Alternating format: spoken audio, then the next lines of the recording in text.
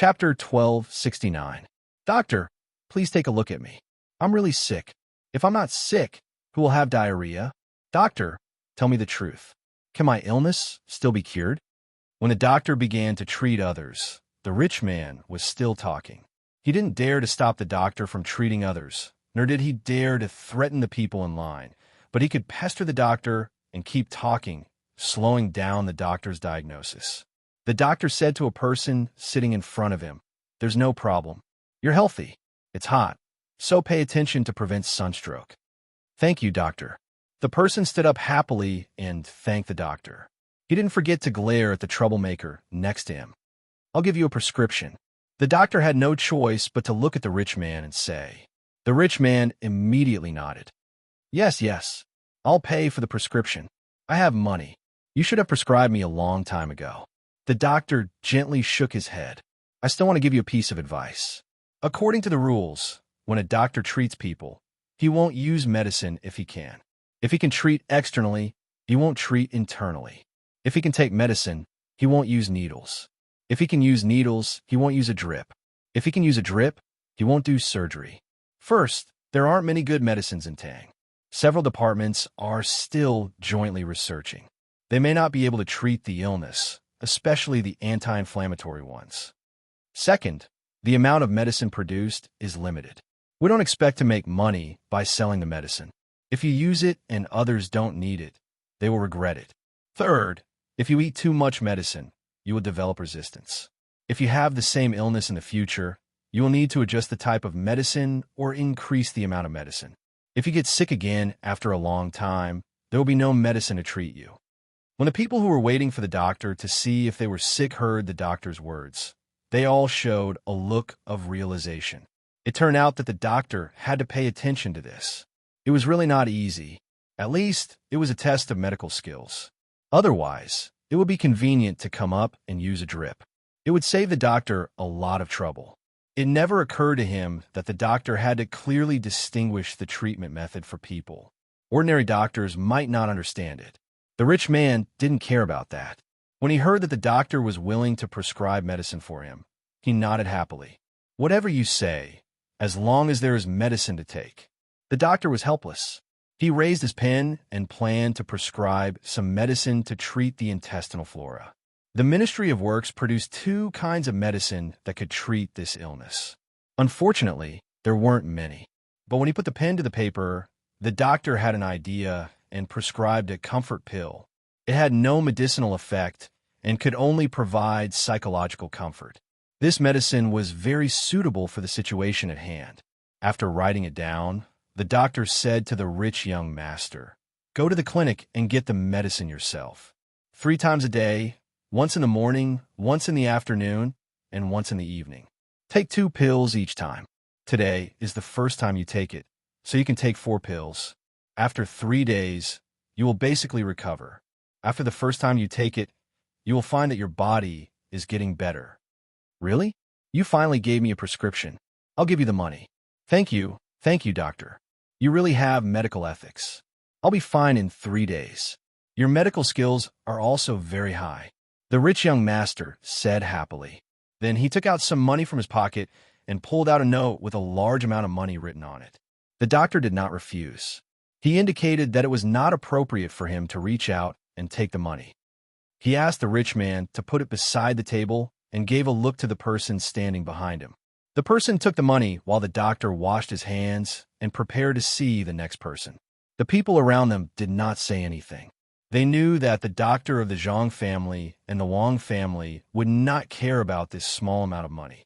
He would probably use it on welfare later, just like the donation box. The rich young master turned around and was about to leave when he suddenly turned back. "Doctor, I think I have a bad stomach and I ate a bug." "The bug is not dead. I didn't say it just now. You only gave me medicine for a bad stomach. Where's the anti-bug medicine?"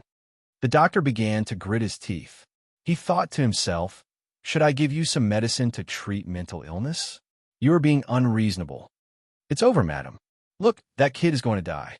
Just as the doctor was about to use the psychological suggestion again, a voice came from behind him. The voice was old.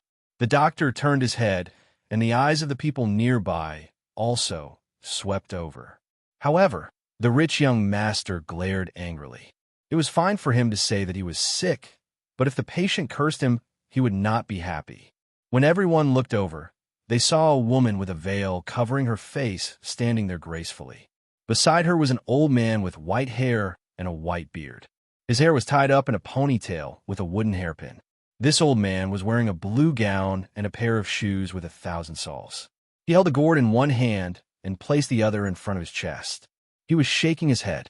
Ching Hong, there is no need to say more. Everyone has their own destiny. Let's go. The woman's clear voice sounded as she stepped forward. The old man had his back facing the direction the woman was walking in. He pretended to walk forward, and then his body moved backward. His eyes were fixed on the rich young master. After more than 10 steps, he shook his head again and turned to follow the woman. Everyone was stunned for a moment. What was going on? The old man looked like he was walking forward. Why was his body moving backward? The rich young master's eyes widened and his mouth opened. Ching Hong, is this a Buddhist name or a Taoist name? Amazing. Immortal, wait for me. I'm sick. Help, wait for me. After shouting, he chased after the old man.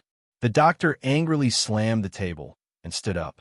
He thought to himself, who is so bold? Who dares to lie to our family? Cheating under the young master's house is purely a joke. Don't you understand that in front of the young master, there is no lie in the world? Just as he was about to move, someone came over and pressed on the doctor's shoulder, whispering a few words in his ear. After hearing this, the doctor smiled and sat back down.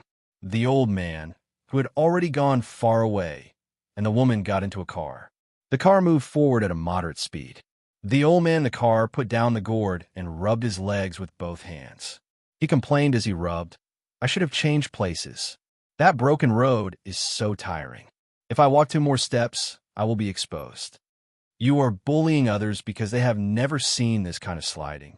In a while, someone will realize. Your feet are rubbing on the ground. Do you think others are stupid? The woman chuckled and said, they can't react.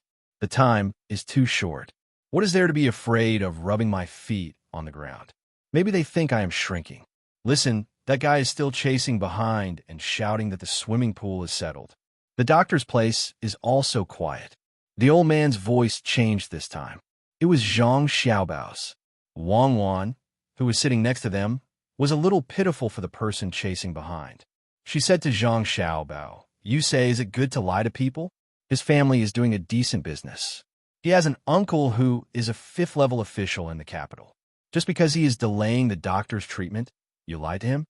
It's not called lying. I am helping him. Didn't the investigation say that he always wants to make a lot of money through his own efforts and then buy as many lottery tickets as he can?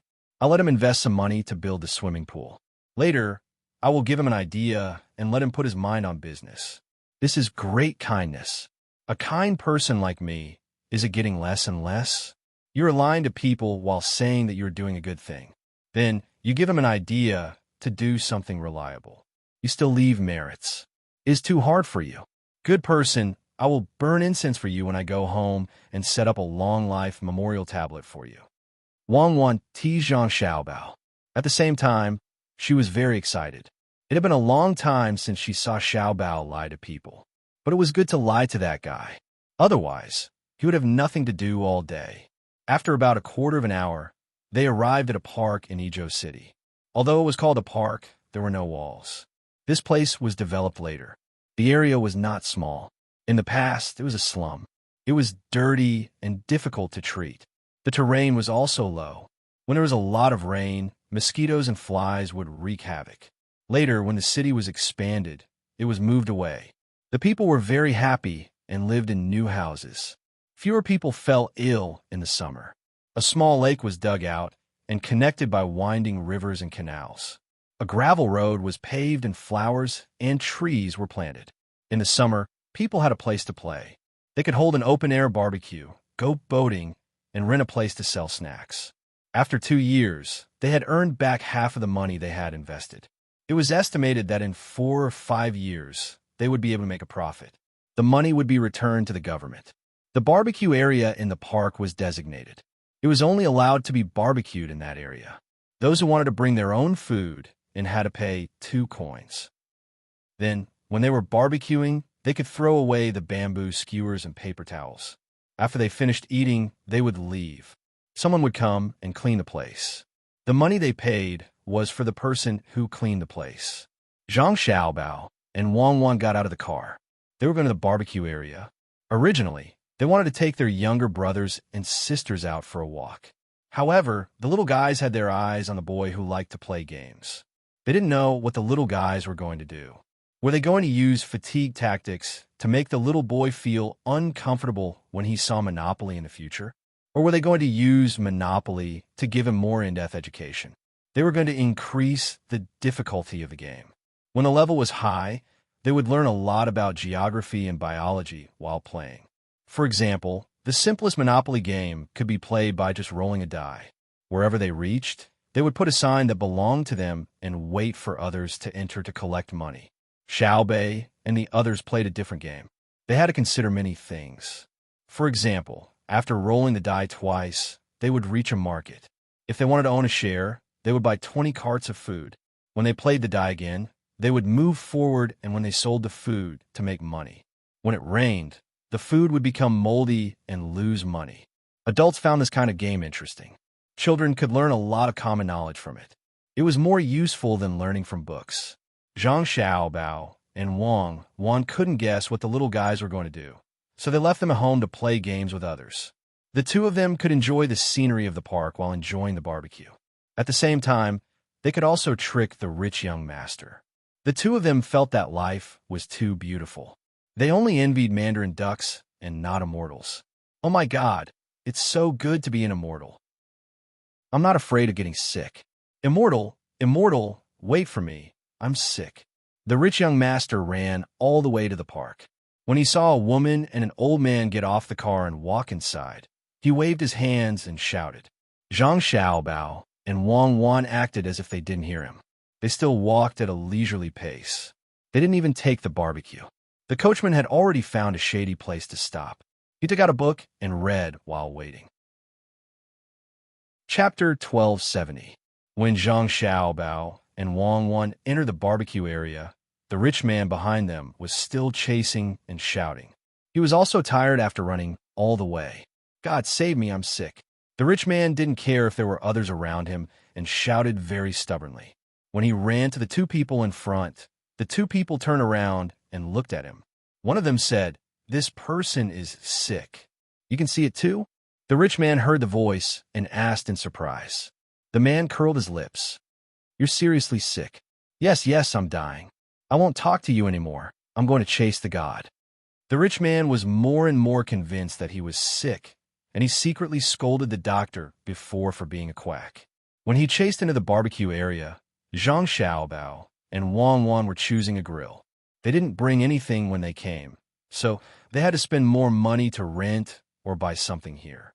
The barbecue area specialized in renting and selling these things, and the price was 10% higher than outside. For example, a normal grill, 1 meter long, the standard one outside was 95 copper coins. But here it was 105 copper coins, and if it was rented, it would be 7 copper coins, and it would be recouped after a dozen or so rentals. Some people found it troublesome and didn't bring anything when they came out to barbecue, so they bought it here. Or some people brought their own grill and had to take it back to repair, so they rented it first. Some people made money, and some people got convenience. There were all kinds of grills, and you could even roast a whole lamb if you wanted. In addition to the grill, there were also sticks. There were 2 kinds of materials, bamboo and iron, and the thickness and length were different. It depended on what you wanted to roast. If the meat was big, you could only use iron sticks. If it was bamboo, it would be tiring.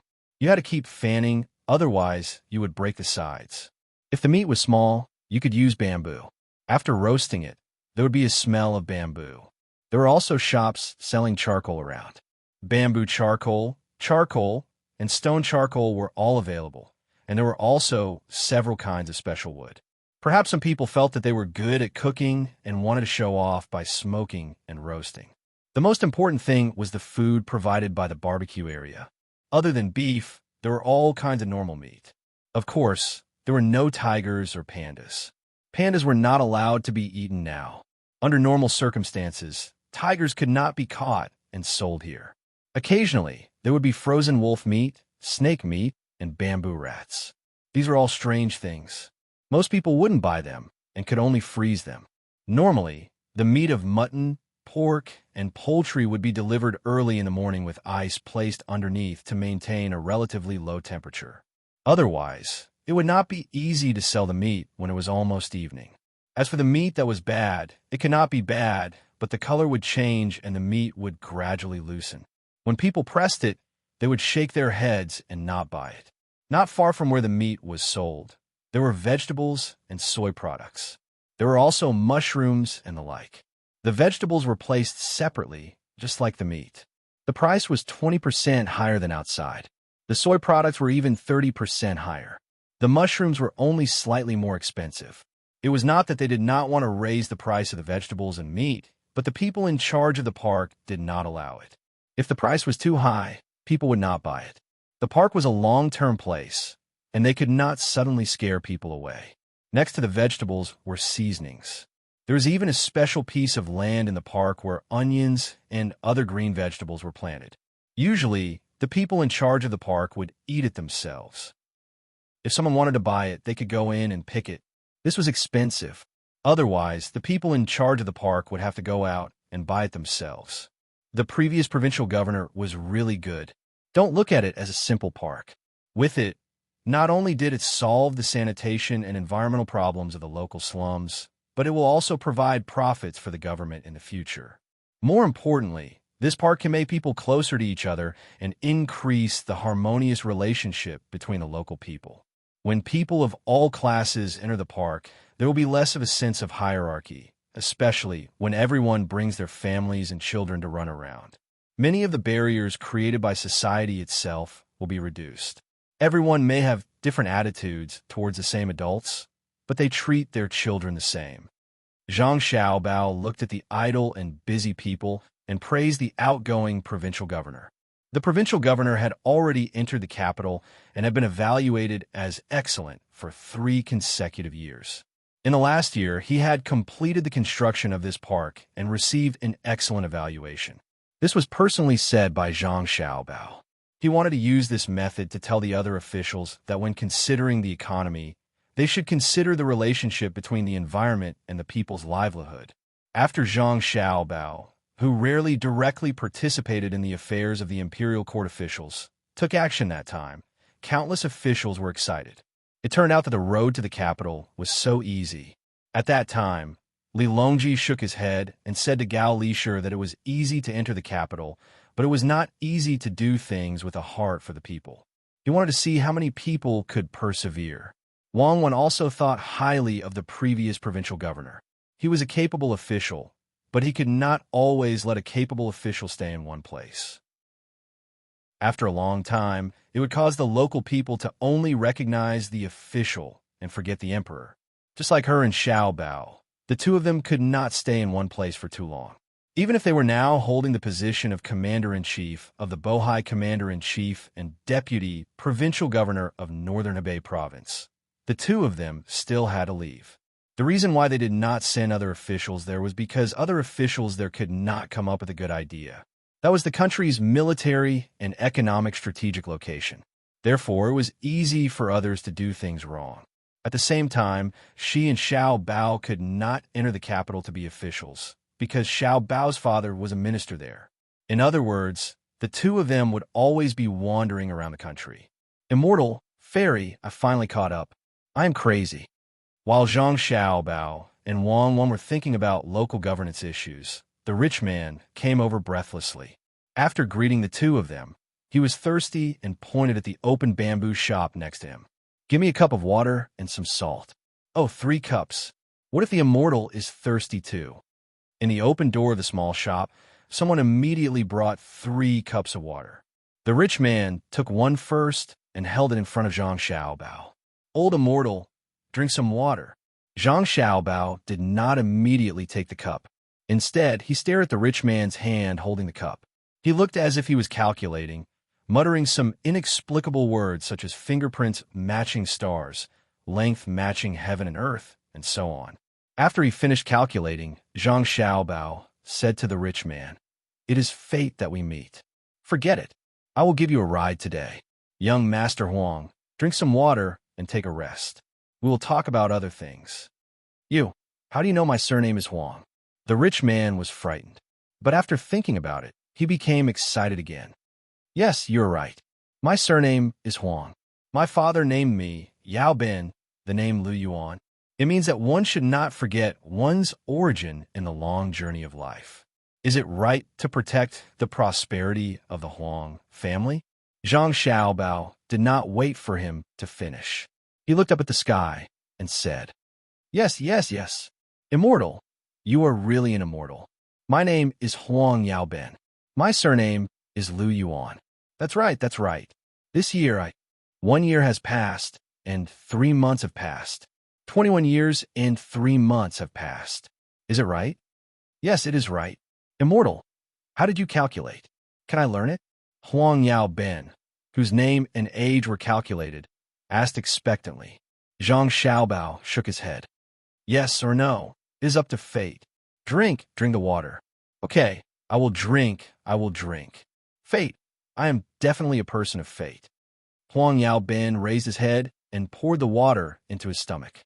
He asked again, "Immortal, you too are here today, for I have not eaten for many years.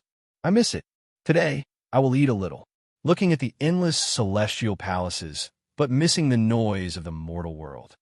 Zhang Xiaobao saw a tree branch moving in the distance.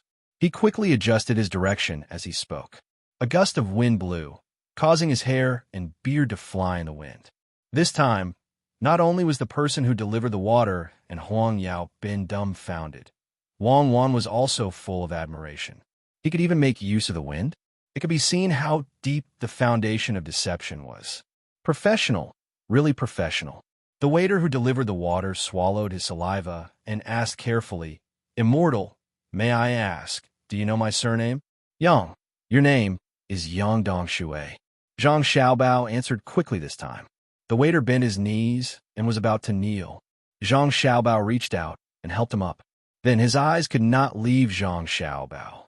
He wanted to remember the immortal's appearance.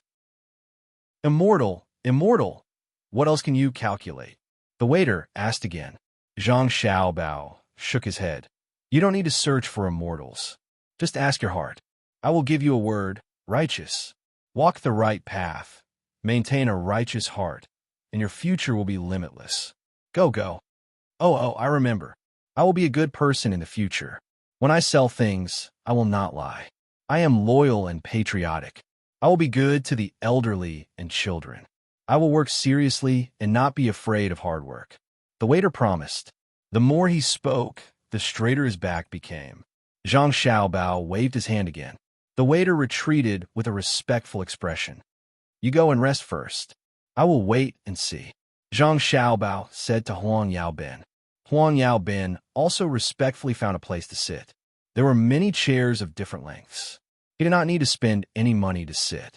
When Wang Wan and Zhang Xiaobao stood by the lake, she asked puzzledly, "Huang Yao Ben, this is the one we asked people to investigate. As for the other waiter, how do you know he is called Yang Dongshui?" "He is a waiter here. It is written on the sign in front of his chest. There is also a portrait that looks similar to him. Below, it is a certificate from the medical center. It says that he is very healthy and does not have any infectious diseases. Didn't you see it?" Zhang Xiaobao explained in a low voice. Wang Wan angrily glared at Zhang Xiaobao and muttered, "Liar." "Thank you." Zhang Xiaobao bowed and thanked him with a gourd. Huang Yao Ben, who had rested for a while, ran over and stood behind Zhang Xiaobao and Wang Wan. He did not dare to make a sound as he curiously looked at the lake. He did not know why these two immortals liked to stand here. Wang Wan and Zhang Xiaobao also did not speak. The two of them enjoyed the beautiful scenery of the lake together. If there was no Huang Yao Ben, it would be even better. The two of them could lean against each other and hum while watching the willows move and the water ripple in the wind. Thinking that there was still someone waiting to be deceived, the two of them temporarily put down their good mood. They turned around and looked at Huang Yao Ben at the same time. Huang Yao Ben opened his eyes. His gaze was full of expectation. Young Master Huang, tell me about this park. What did you experience in the secular world? Zhang Xiaobao wanted to understand Huang Yaobin more. He wanted to have a better understanding of Huang Yaobin, so that after deceiving him, he could think of a better way out. Huang Yaobin thought about it and sighed. It is too sad to be sick in the secular world. Chapter 1271. Zhang Xiaobao was speechless when he heard Huang Yaobin's answer. He had no choice but to ask, how is the park? Should it be repaired? A park in the mortal world? Huang Yaobin had been thinking about the mortal world. He repeated the question and lowered his head to think about it. Then he said, good, very good. What's good about it? Zhang Xiaobao asked again. First of all, this park in the mortal world is big enough. It won't be crowded even if groups of people walk in it. When it was built, the scenery was very good. It doesn't make people feel bored and monotonous. There are flowers, grass, water, trees, and even fake mountains. Immortal, you may not know this, but in the beginning, this wasn't a park. It was a place for the poor to live. Later, when Governor Wang saw that the city was going to be expanded, he moved the people out. It was originally a low-lying and useless place where there was a lot of rain and water. He didn't let people fill in the soil and directly dug a big lake. Some of the soil that was dug out was used to raise other places. Some of it was transported outside the city and paved in the wasteland. This made the wasteland much better. Although the people who lived here before made the place very dirty and messy, the soil under their feet was very good. Isn't it amazing? Ordinary people can't even think of such a good idea, let alone do it. It's a pity that Governor Wang has already left. He went to the capital to be an official with my uncle. If he could stay, I believe that in 5 years, Idyll will be even more beautiful. Huang Yaobin spoke clearly and logically. He was indeed a child of a rich family. Even if he had many flaws, he had learned a lot under the influence of others since he was young. Zhang Xiaobao and Wei Wei nodded and didn't say anything. Huang Yaobin probably thought that his answer wasn't comprehensive enough. He anxiously thought about it and said, however, now that Xiaobao and Cuckoo are here, they have started to build a new district outside. When the time comes, the two sides will be connected. It will form a very good traffic environment, rich cultural atmosphere, frequent trade and business, and stable political situation. The local area will be very prosperous.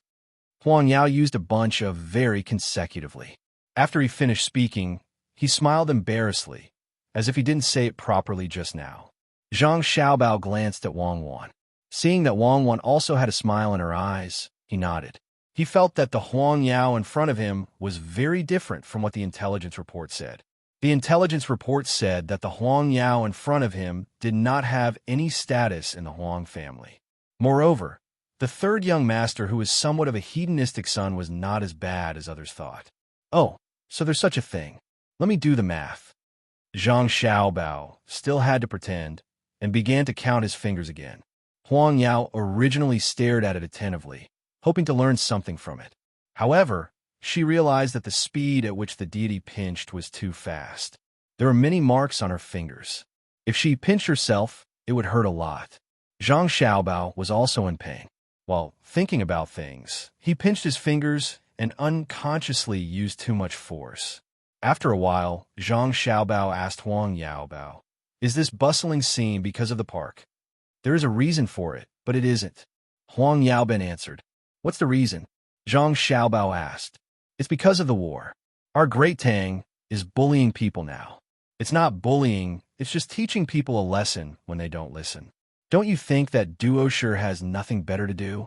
It's fine if they don't want to submit to us, but when they see that we have dealt with the Turks in Tubo, they want to occupy those places. How bold do you think they are?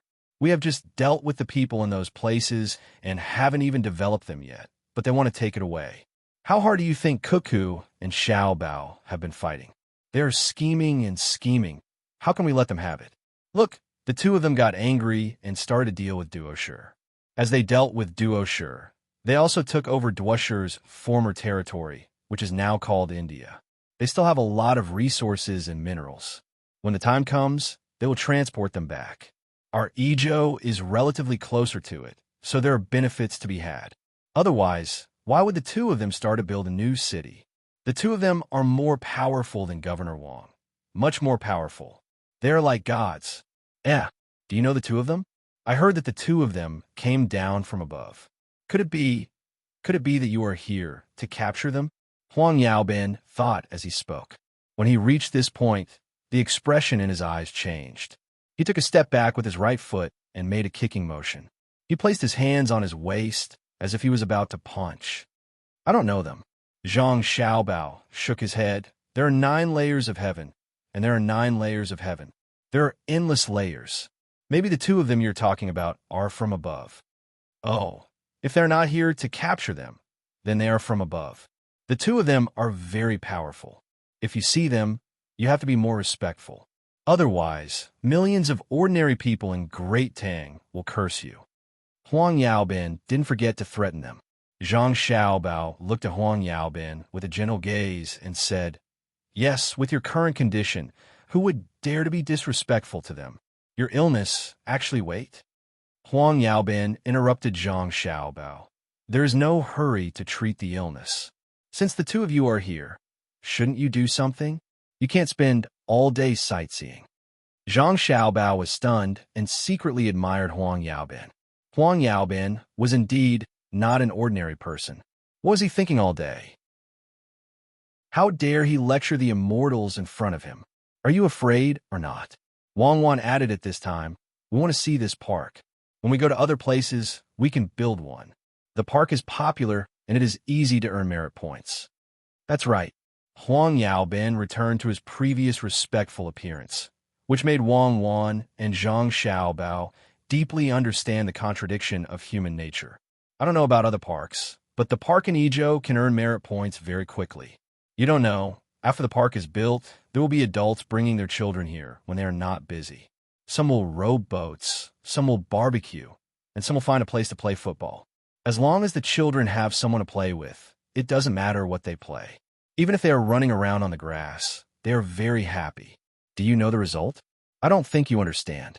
Immortals are less angry after being immortals for a long time. Many families have fewer quarrels. Usually, they don't have anywhere to go, so they stay at home. Of course, they're in a bad mood. Now that there's a big park, they're in a good mood. This is in the field of psychology. Psychology, understand? Ever since Huang Yaobin mentioned Xiaobao and Cuckoo, he changed completely. It seemed that he was not as afraid of immortals as he was in the beginning. He felt that if immortals wanted to do something to him, Xiaobao and Cuckoo would definitely not sit by and watch. Zhang Xiaobao was depressed. "You still have the nerve to talk to me about psychology? Don't you know how you got this illness? Don't you study psychology and use it on others?" However, Zhang Xiaobao felt the change in Huang Yaobin. After thinking about it, he understood. This was the power of faith. It was also the motivation for him and Wang Wan to continue working hard to improve the overall standards of the Tang dynasty. What a good family member. For Wang Wan and himself, he actually chose to fight immortals in an instant. He even made an offensive move. Who else could he lie to but him? Lie, he had to lie. Let him fix the swimming pool first, then find him a better job to do. Don't think about buying lottery tickets all day and spend a lot of money. Huang Yaobin did not know the identity of the immortals in front of him. He followed his own thoughts and said, "Since you can calculate my name and age, I believe you can also calculate my family. My family is very big, and there are neighbors left and right.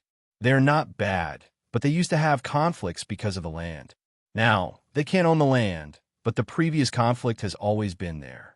That day, I came over with 2 ladies to play. Guess what I saw? Both of their families were barbecuing and had conflicts. When they were barbecuing, they didn't stop and competed with each other. They bought all the meat that they couldn't sell. There were many people in their family. There were many children, and the adults didn't like each other. The children didn't care about that and kept running around. The 2 children of the family ran to the barbecue area. When they smelled the aroma, they stood there and waited for food. The children were young and insensible. One was 3 years old, and the other was 3.5 years old. Perhaps they felt that all the barbecued food belonged to them. When the barbecue was done, they reached out for it. The adults of the other family knew who they were. When they saw them reach out, they had no choice but to give each of them a skewer. Worried that they would hurt themselves while eating, they had to help take the meat down. Isn't this a normal thing? When you see other people's children, even if you have conflicts, you can't harm them, right? How bad is that person's heart? If anyone dares to do this, the Huang family will directly take action against them. In the end, when the family saw that their children were being taken care of, according to etiquette, they had to suppress their conflicts and get someone to send some food to the children of this family. Because of this small matter, the two families got in touch again and got along quite well. You immortals don't understand this. This is the influence of a good public environment that can accept all levels of society and provide relaxation and entertainment. Don't you think it's amazing? Are you scared? After giving a lecture to the immortals, Huang Yao's mood was as good as the weather. He said to Zhang Xiaobao and Wang Wan proudly. Zhang Xiaobao and Wang Wan were really scared. Could this be the legendary hedonistic son of a rich family? If all hedonistic sons of a rich family had such talent, planes would be everywhere in the Tang dynasty in 10 years. Okay. When we go back in the future, we'll learn from the higher-ups and see if we can succeed. There are fewer people at the top, so it's not easy to gather. The higher the level of the people, the more despicable they are. Then, for their own selfish reasons, they will harm the people below. Zhang Xiaobao said, pick the food to be roasted and try it. Huang Yao took out money first, meaning that he was treating today. The immortals probably didn't have money on them. The three of them went to the butcher's place. Zhang Xiaobao and Wang Wan didn't refuse Huang Yao's bill. When they found out his identity in the future, they would treat him to a few meals. Zhang Xiaobao saw that Huang Yao was looking at the special meat frozen in the ice and said, "Just eat the mutton. There's no need for other things like snakes and mice." Huang Yaobin readily followed the advice and said to the butcher, 5 pounds of mutton. Cut it into pieces this big. Skewer it and use the bamboo skewers. Huang Yao measured it. It was about 1.5 centimeters in diameter. If it was too big, it would take a lot of effort to roast it with bamboo skewers. If it was too small, it wouldn't taste good and wouldn't be satisfying. The butcher quickly cut the meat according to the requirements. With a call, a few people came over, washed their hands, and busily skewered the meat together. The three of them bought a few vegetables and went to the place to choose the seasoning. Zhang Xiaobao didn't ask for the seasoning that was prepared by others. Instead, he tasted it himself. According to the year and the strength of the flavor, he ordered a few spices and seasonings. He didn't mix them together and sprinkled them separately. The barbecue rack was also paid for by Huang Yao. It was rented and cleaned, so he didn't need to care about anything. It only cost 2 coins per person, so it wasn't expensive. After everything was arranged, Huang Yao remembered the important matter and said to Zhang Xiaobao, "Immortal, you see my illness? It needs to be treated." Zhang Xiaobao replied. Chapter 1272. While Zhang Xiaobao was talking, he had already lit up the charcoal fire. Wang Wan was roasting a bunch of dried tofu, scallions, chives, and shredded ham. Because other food would take a long time to be eaten, this one could be eaten after brushing oil on it and flipping it casually. The fire was good and the speed was fast. It took less than half a minute. Huang Yaobin glanced at it and also put a few skewers on the grill, but it was obvious that his mind was not on eating. Seeing that the fairy beside him was about to roast a bunch of skewers at the same time, he immediately went over and wanted to share. "Your illness is actually not an illness." Zhang Xiaobao signaled to Huang Yaobin that he did not need help. He twisted the whole bundle of skewers into a fan shape and gently knocked them on the grill. The water on the meat fell on the charcoal fire, making a sizzling sound, and a fishy smell of water vapor rose. Then what is mine?" Huang Yaobin asked and was flustered again. The charcoal fire was too red, and the skewers he put on the charcoal were already black. Zhang Xiaobao only glanced at him and knew that Huang Yaobin did not do such work at home. What was there to panic about? Just pick up the skewers and it would be fine. Could it be that a playboy still thought about what Meng Zi said? But that was not what he meant. You have to be diligent in doing small things on a daily basis. Zhang Xiaobao advised Huang Yaobin. Huang Yaobin knew that he was referring to his current situation. He showed an embarrassed expression and explained, "When I was young, no one asked me to do it. When I grew up, no one asked me to do it. Therefore, I was afraid that people would laugh at me, so I did not do it." You cannot do it because you are afraid of being laughed at. Ridicule is a kind of belittling, but isn't it another way of encouraging? What is there to be afraid of being laughed at? Know your shortcomings and improve a little bit. There will be a time when you do well. Those who laugh at others are not as good as others. Through their previous conversation, Zhang Xiaobao admired Zhang Xiaobao a lot, so he said a few more words. If he were an ordinary person, Zhang Xiaobao would not say that. Being a good teacher might not be good to others. That was why there was a saying that good medicine was bitter to the mouth and good advice was unpleasant to the ear. Huang Yao was very smart. Imitating Zhang Xiaobao, he flipped the meat skewers in his hand back and forth. He echoed, "That's right. Those who laugh at others see other people's shortcomings. Using one's own length to compare with others' shortcomings, one's own shortcoming will last forever. There should be 3 people walking together. Each one has their own teacher, taking the other's long and making up for one's shortcoming. Therefore, those who laugh at others are not as good as those who are laughed at and are not ashamed of their own shortcoming." What are you talking about? While Zhang Xiaobao and Huang Yaobao were talking, a waiter came over with a small jar of wine in his hand. Hearing the waiter's words, he blankly asked. Wang Wan knew that the waiter came over to give a jar of wine, and it was very likely that the waiter paid for it himself. After thinking for a while, she did not pay for it. Instead, she said to the waiter, "Of the 2 of them, one said that you don't usually work, and the other said that when I was young, my family didn't let me do it. Later, when I grew up and wanted to learn, I was afraid that others would laugh at me. Then, the person who laughed at me said, 'Don't be afraid. If others laugh at you, you should think of it as the reason for your hard work. Study seriously. The person who laughed at you is not as good as you.' The other person said, 'That's right. The person who digested me used his own strong points to compare with me, a person who just started learning.' When he won, he felt that he was good, but in fact, he would never be able to improve on his weak points. Looking at 3 people, one of them will definitely be able to be my teacher.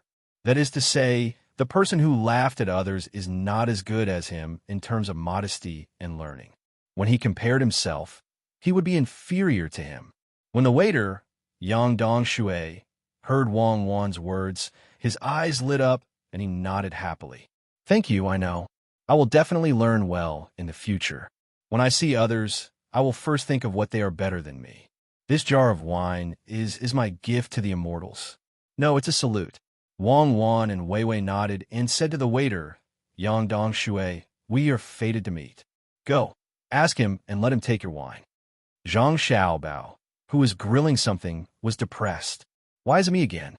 He gave you the wine, but you didn't pay. You insisted on talking to him and then asked me to take it. If I take the wine, I must give him some benefits.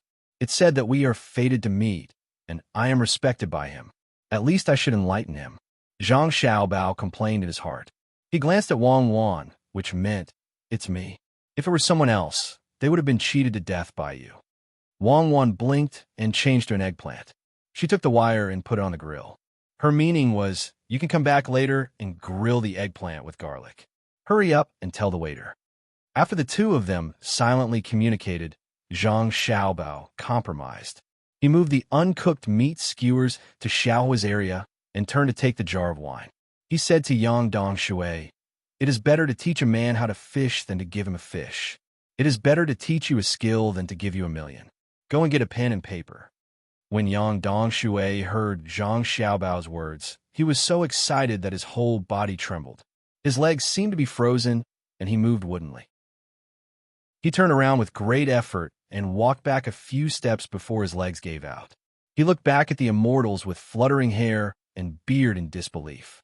The muscles on his face twitched irregularly as he took large strides and ran away. Huang Yao looked on enviously. He thought to himself, "A jar of wine can get so many benefits?" Then he thought of the guests he had invited today and began to look forward to it. With the money he had spent, he could buy many jars of wine. Wang Wan's eyes smiled into the shape of a crescent moon. Her face was full of happiness. This was the man she had chosen. It seemed that nothing was difficult for him. He had an idea in the blink of an eye. Yang Dongshui left quickly and returned just as quickly. He carried a pile of things, including a brush, ink, paper, and an inkstone. When he got close, he pulled out the board under his arm and held it with his hand so that the immortals could use it as a cushion. Don't you know how to get a pencil? Zhang Xiaobao first looked at the eggplant that Wang wanted placed on a wire. He cut it open with a knife and turned back to grind the ink. Immortals also use pencils? Yang Dongshui asked embarrassedly. Huang Yao said, Immortals are omnipotent. Fortunately, Zhang Xiaobao had been practicing with Wang Wan since he was young. With the guidance of the old men, he was not afraid of calligraphy. He picked up the brush and thought about it. He moved his wrist and wrote on the paper in block letters. After a while, he finished writing and told the little shop assistant, Yang Dongshui, remember, don't use other cheap ingredients. Because the sweetness of the sugar varies, you have to taste it carefully every time. Don't put too much in it, especially for children who like to eat it. It's not good for their health if they eat too much. The things in the water have to be cleaned and the internal organs must be salted. Yang Dongshui nodded repeatedly. I don't dare, I don't dare. I will listen to Old Immortal. Old Immortal, what is written on it? If I ask someone and they learn it, what will I do? Old Immortal, you passed it to me. You can't read? Zhang Xiaobao's face changed. My family was originally from the West. When I came here with my family, I was already 13 years old. Until now, I haven't been registered. My father said that it's better to have more labor. Once I'm registered, I have to go to school. So, I've been like this for now. Yang Dongshui explained. Huang Yao looked at Yang Dongshui in surprise and asked, Who gave you your name? Who gave you the health certificate? The health certificate has nothing to do with one's place of birth. Health is health. My name was given by a fortune teller. He didn't spend any money. He said that the willow beside the embankment would be the tree that flows east. Yang Dongshui said. Huang Yao understood that the little shop assistant didn't even have a surname before. He sighed and said, That fortune teller was good. The Yellow River and the Yangtze River both flow east. He hoped that you would come from there and protect your country like other people in this country. Yang Dongshui still nodded. I swear, I will be good to this country. In fact, I'm a person from this country. Really, living here is better than living in the past. Let me ask, who should I look for to read the words? I have to listen to others while doing it. Otherwise, I can't remember. My family is illiterate. Huang Yao was in a dilemma. He couldn't teach him now. What if he looked for someone else and they learned it? After thinking for a while, Huang Yao had an idea. How about this? When you have time, go to the Zhang family and Wang family's restaurants, Haiyun Jian and by Haiyun Sha.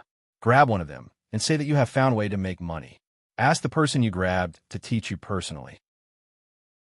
That will work. Won't they learn it and use it themselves? Yang Dongshui finally understood the pain of not being able to read. He couldn't find anyone to teach him a prescription given by a deity. Huang Yao sneered, Haha, don't worry. If you look for them, they won't take your things. They will teach you seriously until they have taught you. They will help you keep it a secret and even tell you how not to let others learn it easily. Why? The shop assistant didn't understand. You still have the nerve to say that you are from the Tang. Because you can use this to make money. When the time comes, you can teach it to your family and go to school in your hometown. If your family is rich, why would they care about a laborer like you? Huang Yao shook his head and thought that this person was stupid. Why would the Zhang family and Wang family covet your little thing? I still have a younger brother and sister. Yang Dongshui meant that there were many children at home and many laborers. They are all going to school. Let me tell you, if you can't trust the Zhang family and Wang family, there is no one in life that you can trust. In fact, you only need to ask them, and they will investigate your background. When the time comes, you can't even not go to school. Your father can't stop you at all. Huang Yao said to Yang Dongshui as he helped him fold the paper that had already dried up. There was a glimmer of hope in Yang Dongshui's eyes. He had always been looking forward to learning to read. He looked gratefully at the two deities and the son of a rich family in front of him. He knelt on the ground and respectfully kowtowed 3 times. He got up, picked up the things, and ran away. Huang Yao revealed a smile. Just now, Yang Dongshui didn't say the word thank you. He was telling him that a big favor couldn't be expressed with words. Perhaps he didn't understand the meaning of these 5 words, but he expressed it. Qing Hong, which skill did you teach him? Wang Wan didn't see the words on the paper and asked Zhang Xiaobao. Zhang Xiaobao was almost amused by Wang Wan's question. What skill? Do you know how many skills there are in total? Thinking this in his heart, he said, the meatball and fishball skills. I told him to buy the meat that others didn't sell that day. Go home and chop it into stuffing. Mix it with the river snails and other things with shells to make it. Then add starch, steam it, and sell it. Chapter 1273. When Wang Wan heard Zhang Xiaobao's words, she frowned and said, You're asking him to buy the leftover meat and the things in the river. Aren't you afraid that he'll die from eating them? Leftover meat isn't bad meat. It's not easy to sell it the next day, and it's not good to freeze it either. People who eat it will know a glance. It's cheap when you buy it. Also, I said to throw it away overnight because starch decomposes quickly and it's easy to breed more bacteria. It's troublesome to clean the things in the river first, but don't tell me that the Blue Sea Silver Sand restaurant doesn't have a lot of procedures and isn't troublesome. I also asked him to marinate it with salt first to kill the parasites. Make it at night and sell it in the morning. When others roast it and heat it up, there's basically no problem. You know the skill I taught you. It's the second skill. The things in the river aren't chopped up, but wrapped in a ball of meat. The outer part is put in the mouth, and it's easy to bite through. It also has a strong meat and seasoning aroma. The inner part is the fishy smell of the creatures in the water.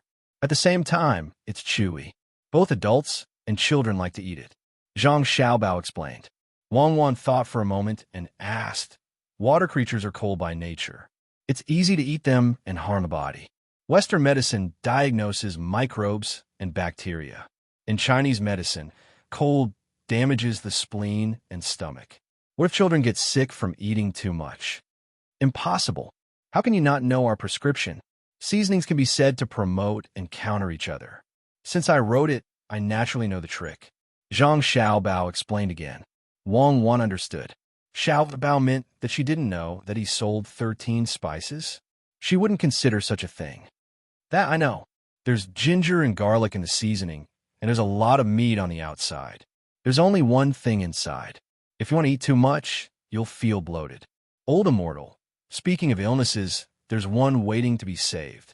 Huang Yao looked at Zhang Xiaobao eagerly. Wang Wan was relieved and continued to look at her eggplant. Zhang Xiaobao still had to take care of Huang Yao. He said to him, Your illness isn't an illness, it's fate. Your fate is wood, right? Yes, I am a wood life. I have the 8 characters of birth. Huang Yao was originally full of energy.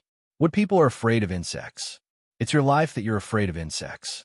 But the 5 elements reinforce and counteract each other, so water should be eliminated. Am I right? Zhang Xiaobao's fake hair and beard were blown up by the wind again. Huang Yao felt the same way. He glared and said, Yes, that water, it can't be that it's fine to just let me drink it, right? I drink water every day. Not really. Zhang Xiaobao shook his head. Since it is your destiny, you should combine the numbers of heaven, earth, and man. The Tao of heaven is indistinct and difficult to find. The Tao of earth is determined by the heavens. Therefore, the indistinct is indistinct. The heavens and the earth contain water. Water comes from the heavens and the earth. Huang Yao was clearly nervous. It would be strange if he wasn't nervous, since this was related to the heavens and earth. Wang Wan held back her laughter. Her beautiful eyes glanced at Zhang Xiaobao. He really knew how to make things up. What water of heaven and earth? Why haven't I heard of it before? Why don't you just say that you're digging a hole to build a swimming pool? Huang Yao didn't know that he was being tricked. He asked again, Old immortal, how do I replenish the water of heaven and earth? Dig the earth, build the pool, and use the harmony of the people. Zhang Xiaobao squinted his eyes and looked at the sky, as if he was trying to understand the Tao of heaven. Old immortal, I know about digging the earth and building the pool, but what about the harmony of the people? Huang Yao didn't think about money. He had money. The harmony of the people is when you put water in the hole you dug. Someone has to go in. Zhang Xiaobao started to talk about the key points. Oh, do I have to drown them? No, old immortal. If I really do that, other people will drown on the first day. I don't think I'll be able to see the sun on the second day. Do you think Xiaobao and Cuckoo are vegetarians? They will make me die miserably. I really can't do that, old immortal. Huang Yaobin was scared out of his wits. Luckily, he was sick and could hold on for a few days. If he really did what old immortal said, he wouldn't have a chance. His entire family would be implicated, including his uncle, who was an official in the capital. Zhang Xiaobao looked at Huang Yaobin and thought to himself, why aren't you taking the hint? Weren't you very smart just now, using your brain to think? After that, he thought that Huang Yaobin was in the middle of it and couldn't think of anything. He could only remind him personally, it's not death. The harmony of the people is life. The weather is hot, and the children will lose a cool place to go. Also, swimming is good for the body. Do you understand? Huang Yaobin blinked and looked at the sky. He then nodded and said happily, I understand. I will go home immediately and get people to build a swimming pool for the children in the school. Use the best materials. I will personally supervise it. You can't do in the city. There is no space in the city. It needs at least 9%. You can build a new city. It's not bad. There is still space there. Also, you can find the best construction company. I believe the cost will be reduced. Zhang Xiaobao quickly corrected him. If they built in the city, what would happen to the new city? In the future, the city would need to be renovated. Wouldn't it be a waste of money, manpower, and resources? Huang Yaobin didn't even think and said, right, I forgot. There's still the new city. Xiaobao and Cuckoo built it. It will be very useful in the future. I will not find other construction companies. I will find them directly. The quality is the best in the Tang. I guarantee there won't be any problems. Also, their fees are very reasonable. It's just that my family has a lot of money and will ask for more. It doesn't matter. They can ask for more. After all, their construction company is not for profit. They will use the extra money to build the school and other basic things. Okay, I will do as Old Immortal says. But, Old Immortal, I have worms in my stomach. Can I still make it? Don't die before the swimming pool is built. I still want to live for a few more decades. Life comes before the heart. First, tell them that you want to build 9 swimming pools. Then, take the money and let others build them. Although they are not fully built yet, the heavenly Tao will not ignore you. That is to say, as long as you decide and start investing, it will be the beginning of the treatment. When the swimming pools are fully built, the children will swim in them, and your illness will be completely cured. Zhang Xiaobao did not want Huang Yaobin to lose hope. That would be really painful for him. He was helping others, but he ended up harming them. It would be a shadow in his heart in the future. Huang Yaobin was relieved. Okay, I will go now. Don't worry. With the two of us here, what are you worried about? Zhang Xiaobao was still hoping to interact more with Huang Yaobin and see what he was suitable for. Then, he would make arrangements for him. Now that Huang Yaobin had left, he would have to find a way to interact with him personally. The information sent back previously was not accurate. Perhaps it was because there was not enough time to analyze it. Oh, I'm not worried. With the immortals here, unless I do something that harms Tang Dynasty, it will be fine. Xiaobao and Cuckoo will not come and deal with me. Huang Yaobin believed in the immortals in front of him. He believed that Xiaobao and Cuckoo would not be able to stop them if they wanted to take his life. Zhang Xiaobao took the meat skewers again and looked at them. They were cooked. He sprinkled some seasoning on them and then looked at the eggplant in front of Wang Wan. The outer skin of the eggplant had been roasted black, and there were quite a few of them. Huang Yaobin leaned over and looked at the eggplant. He sniffed and suddenly said, "It is still tender on the inside. It is the same as the other places in Tang Dynasty. The people there are sad. For example, Yangdong Shui. Yeah, I guess they have already started." Zhang Xiaobao looked to the west and mumbled. Chapter 1274. Wang Wan also looked towards the west. Like Zhang Xiaobao, what she cared about the most was not the attack on Duoshi, but the rescue and revenge. the revenge against Zheng La, and the rescue of the people in the West. This was because this kind of thing was more direct to the citizens of the country. The citizens only supported the large army in battle to show the strength of the country. However, the citizens were more concerned about when the imperial court would come to save them if they were in a dangerous situation one day. If they were bullied, how would the imperial court take revenge? Wang Wan understood. Once all of this was done, there would not be a situation where the people were easily bought over by other countries. It was fine if one was weak, as long as there was a strong and powerful country behind them. For example, when the princess of Jinsheng was married to Tubo, she had a hard time for a period of time, but now she had the final say in the entire region. She was still the same person, but what changed was the country behind her. Therefore, when her status rose, she would use her own efforts to protect her country. Now, she had to focus on that. Old immortal, the meat is ready. Huang Yaobin did not know what was in the West, but when he saw the change in the color and size of the meat, he quickly reminded him. Zhang Xiaobao looked at the meat, nodded, and began to sprinkle seasonings. He put a little salt for his portion, but it was just enough to have a taste. For Wang Wan, he put pepper. He did not know why she liked to eat this. As for Huang Yaobin, he put cumin, pepper, salt, and mustard. He also took out a bag with many small pockets. He pinched out some chili powder from one of the pockets and carefully sprinkled it on the meat. He tried not to waste it because there were many people who could not eat it. Chili? Old immortal, you actually have chili. Last year, the uncle in the capital sent a gene back. After eating it, my whole body felt comfortable. Huang Yaobin rubbed his hands and said happily. He did not say that because of his low status in the family, he could only eat a little. Although he had a lot of pocket money, he could not enjoy the good things in the family. When Zhang Xiaobao passed the meat skewers that belonged to Huang Yaobin to him, Huang Yaobin used his fastest speed to peel off 2 pieces of meat and chewed vigorously in his mouth. It was so spicy that tears were about to flow out his eyes, but he still didn't stop chewing. After swallowing the 2 pieces of meat, Huang Yaobin let out a long breath and stuck out his tongue. Delicious. This is the greatest happiness in life. Another person who felt happy was a merchant who had come from the border between the Great Tang and India.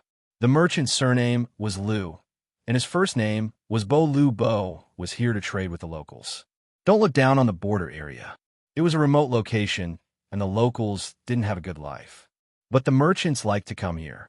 They brought very ordinary things from the Great Tang, like salt, sugar, vinegar, cloth, and so on. They could trade for a lot of furs and medicinal herbs with the locals and sell them back at home. The price would be more than 100 times higher. There was no danger. It was unlike before, where they were afraid of encountering bandits who could change their identities at any time. When they were robbing people, they were bandits, but on normal days, they were civilians. Ever since the Great Tang's imperial court sent troops to clean up the place a few times, the road was stable. Liu Bo relied on this road to make a living, and he knew very well what had happened in the past. There was a bandit gang of about 200 people who lived on this road. They stole half of the goods, and everyone tacitly agreed to it. Sometimes they would take the initiative to visit the mountain and deliver the goods first. This way, they could pay less money. Later on, the leader of the bandit gang died of old age, and the new leader changed the original rules. Not only did he rob, but he also killed. The merchants who relied on this road to make a living had no chance of survival.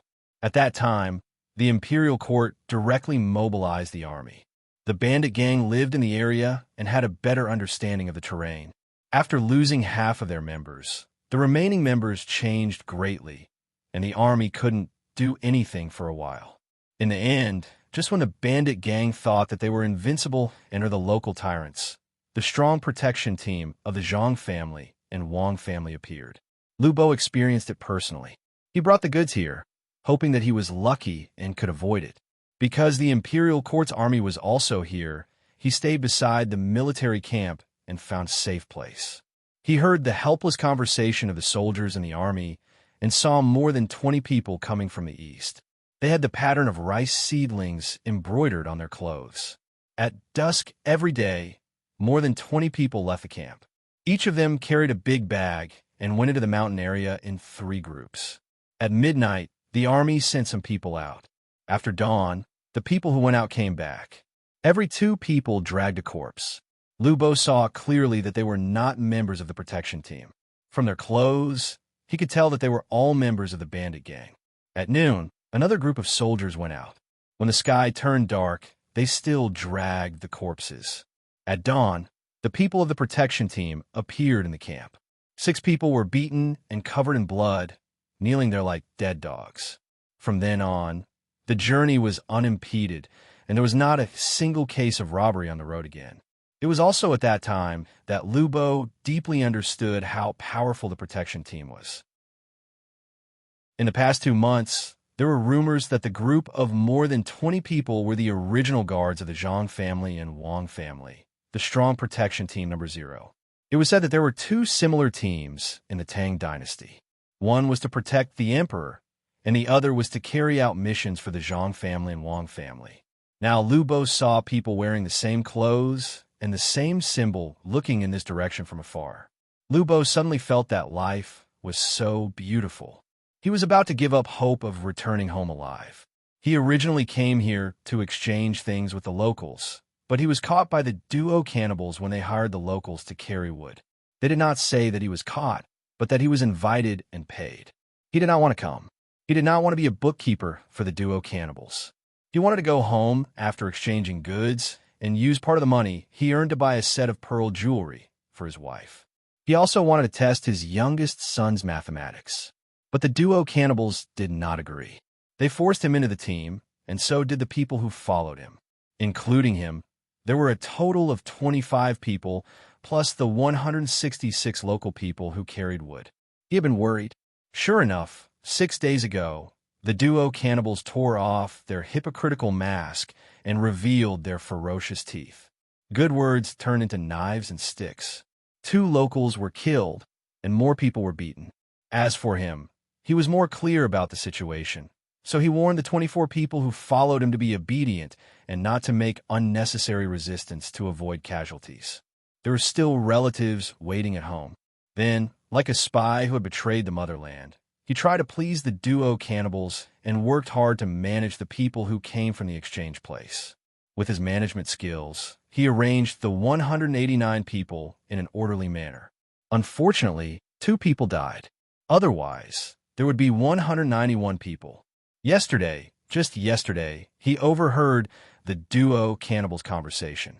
He knew that they would meet the regular army of his country in about 4 days' journey. He also knew that the duo cannibals planned to use them as meat shields. He was sad and worried, but more than that, he was sad and angry. This morning, he found an opportunity to discuss with the 24 people who followed him. Everyone unanimously decided that when the duo cannibals confronted the national army, they would turn around and fight the duo cannibals. They could not drag the country down. So, the 25 people who made the decision to sacrifice had a smile on their faces. It was a smile of facing death with equanimity. Lu Bo thought of death. He wanted to die as heroically as possible. He believed that the imperial court would take good care of his family. But some people did not want him to die, so he saw the strong protection team. These people used binoculars to observe the entire camp from outside the range of the bows and arrows. They were brazen. He also felt the tension of the duo cannibals. They tied the arms of the people who carried the wood and tied ropes between their legs so that they could not take big steps. They pushed them to the front and shouted to the protection team, saying that if they did not put down their weapons and come over, they would kill them. Lu Bo felt his heart beat faster. He took a deep breath and planned to shout to the protection team to shoot. However, before he could shout, the people from the seedling protection team had already fired. The gunshots broke the silence of the confrontation. One by one, the man-eaters fell to the ground. However, the person carrying the log, Lu Bo, and the rest were fine. After firing, the people from the seedling protection team retreated very quickly.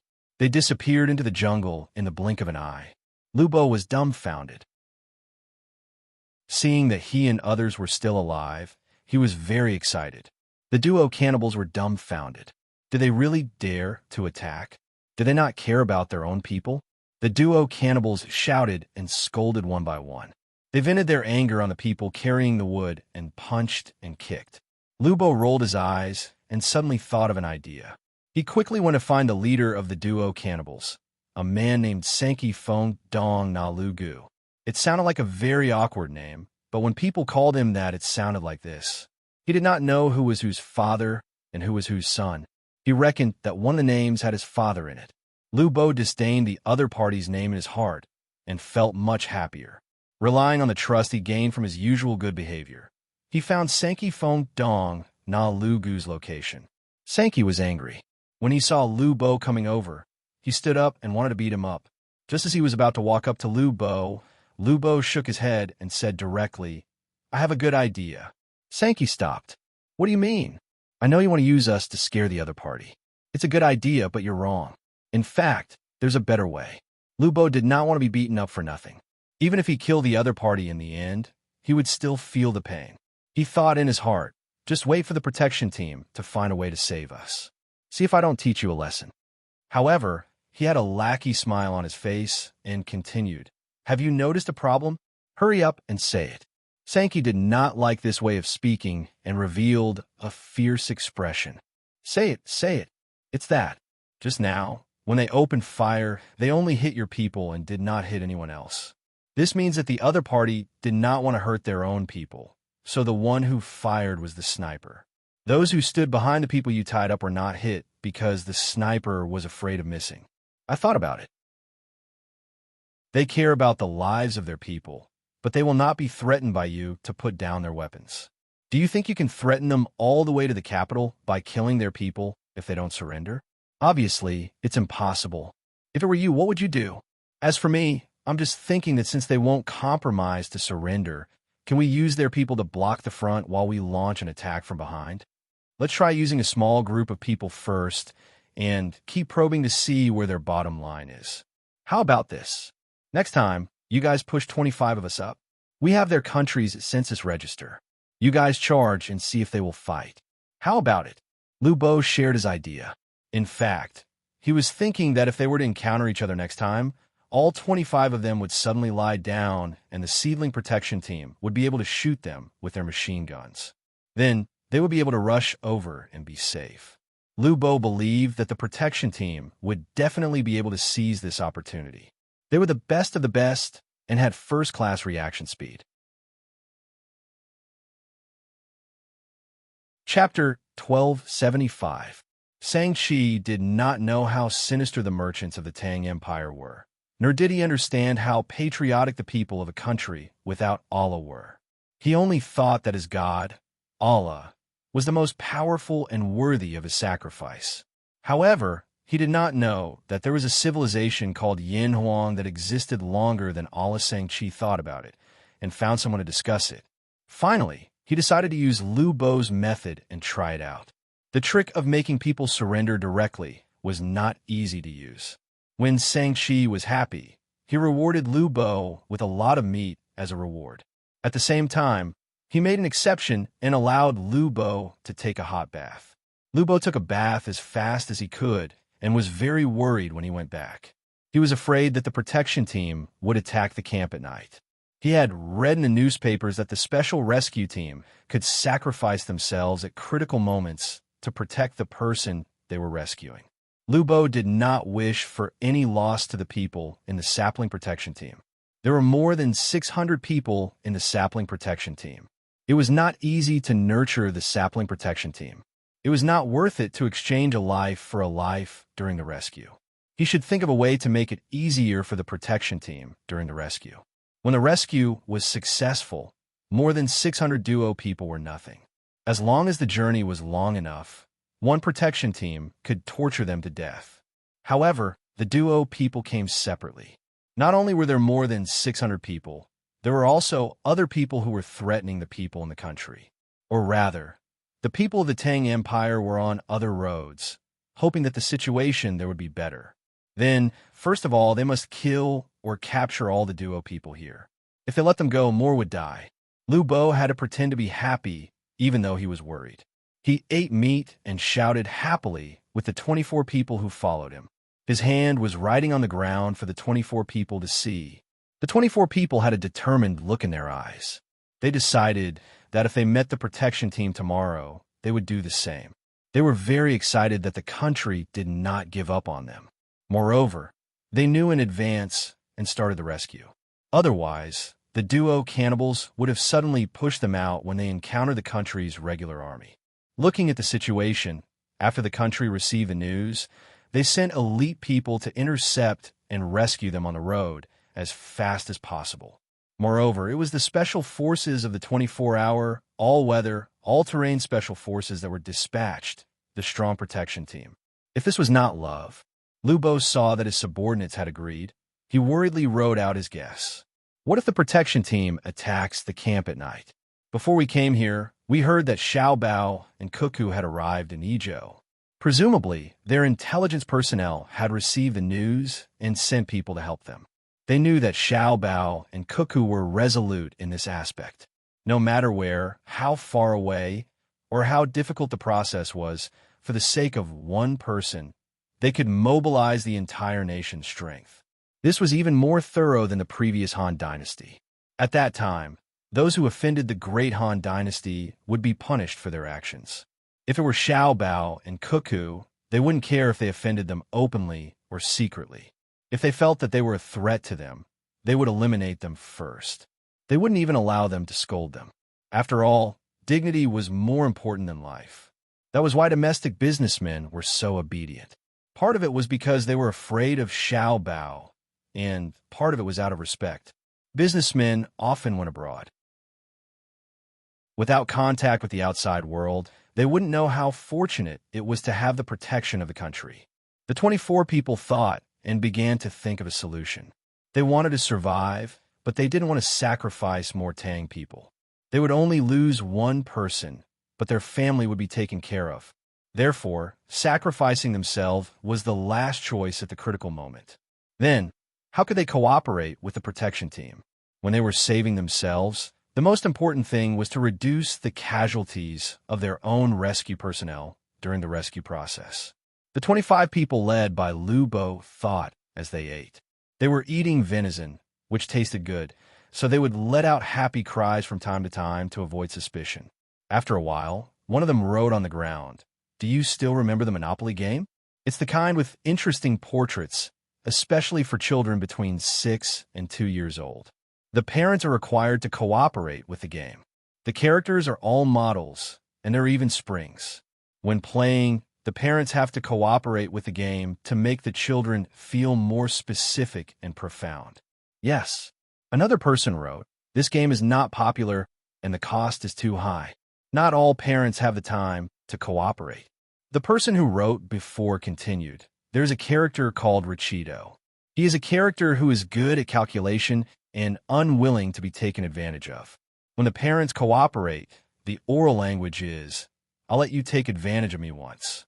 Greedy for small gains will lead to big losses. I still have a way, humph." Yes, there is him. Another person wrote, "Don't worry about the specific character he shows. As long as we let the protection team see him, I believe they will guess it. We will cooperate." This person wrote again. Lubo saw the words and was in a dilemma. He wrote, "How can we let the protection team see him? Formation, torches." This person wrote. The others' eyes lit up, and they immediately thought of the relationship. Lubo thought about it and wrote, "Eat now, practice standing. There may only be one chance later. Everyone focus." Therefore, they ate in the tent and walked back and forth like dancing. When others saw them through the shadows of the tent, they would think that they were happy eating. After practicing a few times, Lubo stopped and wrote, "Get ready, I'll discuss. Don't go to the wrong position later. If you find the position wrong, adjust in time." After writing, he stuffed the last bit of meat into his mouth. Lubo came to Sang-Chi's tent again and told Sang-Chi that they had a good formation that could arrange the hostages and their own people together, making it difficult for the enemy to distinguish them. Sang-Chi thought about it and agreed. First, they changed their clothes and let the hostages wear the same clothes as the cannibals. Then, they formed a formation. Lubo led 24 men, each holding a torch, and walked around. From time to time, he would say what a certain person should do. As soon as they walked, the torches they held formed a pattern of small dots. When seen from a distance and from a high place, they would consciously connect the dots into a line. The protection team did not evacuate at all. Instead, they watched from a mountain in the distance. According to the plan, it should be to give the cannibals time to prepare and think. If the cannibals really killed, they could only choose to attack. It was impossible for them to throw their weapons and surrender. If they threw their weapons when others asked them to, how stupid would they be? They were considering how long it would take for more people to fall into the trap. Once they ate the poisoned food, they would be able to rescue the people. During the day, they had discovered that there were some people in the group who were not from the border. The appearance and attire of this small group all indicated that they were truly Tang people and had a place of origin. Leader, look, there's a problem. While the protection team was waiting and resting, the person in charge of observation came to the leader and whispered. This leader was from the Zero Protection Team. His surname was Wang, and he followed the main family surname, Wang Miao. It was a very feminine name. When he was born, there were 3 small rivers near his home that supplied water to the fields. Therefore, he was named the 3 Rivers. However, he was a pure man and had very strong combat power. He and the other 2 members of the number 0 seedling protection team led the team. The people they led were the number 1 team, which was directly transferred from the main family's personal guards. In other words, the current operation could only succeed and could not fail. Hearing the sound, Wang Miao picked up the binoculars and was stunned. It felt very familiar. He muttered, "This picture is... Leader, it's Richido. 3 days before we came out, my child played with this." His saying was, "I'll let you take advantage of me this time. Greedy for small gains will lead to big losses. I still have a way." The informant reminded him. Wang Miao suddenly understood. No wonder it was so familiar. The children at home had special care, guidance, and education in the inner courtyard. It was much better than ordinary schools. Just the various tools used were not something that ordinary places could afford. During education, other than the major lessons, the rest was taught according to their aptitude. According to the words of the young master and young lady, every child was a star in the sky. They had their own place and brilliance. Even if they were treated as fireflies, they should fly around and not be caught in the palm of one's hand. Therefore, it was most reassuring to leave the children in the inner courtyard. They would definitely have the best games of Tang, including that character, Richido. Wang Miao did not think that what he saw was a coincidence. Although the positions and changes of the torch were not correct at times, it represented the various forms of Richido in a child's game. Wang Miao narrowed his eyes. He did not think that the captured person was so bored that he held a torch and played with a jigsaw puzzle. He was about to lose his life. Little Nine, if you were in the other party situation, what would you think? Wang Miao asked the informant softly. Me? Little Nine pointed at himself and then lowered his head to think. When he raised his head again, he said, "Let me put myself in this situation. I would think that Tang has finally sent people to save me. They came so quickly and in such a timely manner. Furthermore, they sent out a strong protection team. How would they save us? Attack? Night attack? I have the same thoughts as you." Wang Miao nodded. Then why did they choose such a character? Since they know how to play games, if they want us to save them, the best character should be the confused bug, right? The confused bug is the character model of a 4-year-old child. His words are, "Daddy, Mommy, save me. I can't find my way home. I've been cheated again. I don't even have the money to buy candy," right? Yes, Days Bug is the best one. In this situation, since they know about Richido, it's impossible that they don't know about the other characters. Based on my analysis, they're all rich people, or at least businessmen. They have played the same game before, and they even played it with their children. However, the children usually choose cute and confused characters similar to themselves. I don't believe that all of their children would choose Richido. There must be some who would choose the confused bug. At the same time, the confused bug's words are suitable for them to express that they are in urgent need of rescue. Little Nine analyzed. Wang Miao took out a cigarette. Cigars were supplied by special personnel. They could quickly replenish the body's nicotine. Of course, there would be addiction to smoking, but it was different from drug addiction. It would not make people stubbornly dependent on it. Wang Miao used his clothes to cover his mouth and took 2 puffs. He slowly exhaled and said, "There are very smart people among them. They're worried that we will attack at night and cause us losses, so they're using this method to remind us. At the same time, they will know that this person or group of people should have a relative position there. Otherwise, they will not be able to start the puzzle." "Then what should we do?" Little Nine asked. "Adjust the strategy slightly. Leave behind the canned food we prepared. At the same time, write a letter to the cannibals and write a poem at the critical moment. I believe that they will be able to guess it. Tomorrow's confrontation will be canceled. Immediately send a message back to ask about the situation. I want to know who the puzzle is, his education, and the composition of his family." Wang Miao quickly made a decision. He was worried that the cooperation between the 2 sides would not be good enough. Chapter 1276. After working on the jigsaw puzzle for an hour, Lu Bo and the others were tired. They did not know if the people of the sapling protection team understood what they meant. Anyway, they had done what they could and should do. The rest was up to fate. The duo people were very satisfied with the result of the rehearsal. They found that if they followed the formation, the other party did not dare to shoot. The bullets would fly past one person and hit another. Shang-Chi was especially happy. He rewarded Lu Bo with some meat and told him to sleep well. Tomorrow, they would use this formation to deal with the Tang soldiers. What he did not understand was that the bullet penetration of the Tang soldiers' rifles was deliberately designed. Zhang Xiaobao and Wang Wan felt that the probability of using this kind of gun to hit a person was very high. The penetrating injury could also make people lose their fighting strength. When cleaning up the battlefield, there were still pistols to hold the line. Therefore, when making the guns, they made them according to their previous 3 and 8 covers. At the same time, they also made a lot of box cannons. Although the muzzle of the box cannons always jumped up when shooting, it depended on how it was used. One was used to shoot at the waist, and the other was used to put the gun flat. Holding the gun with both hands and shooting flat, people who were good at shooting could shoot like a machine gun.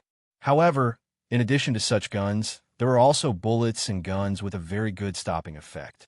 Together with the use of strong, penetrating ability, they complemented each other. This was especially true for snipers. Their bullets would not penetrate, for fear of hurting people who should not be hurt.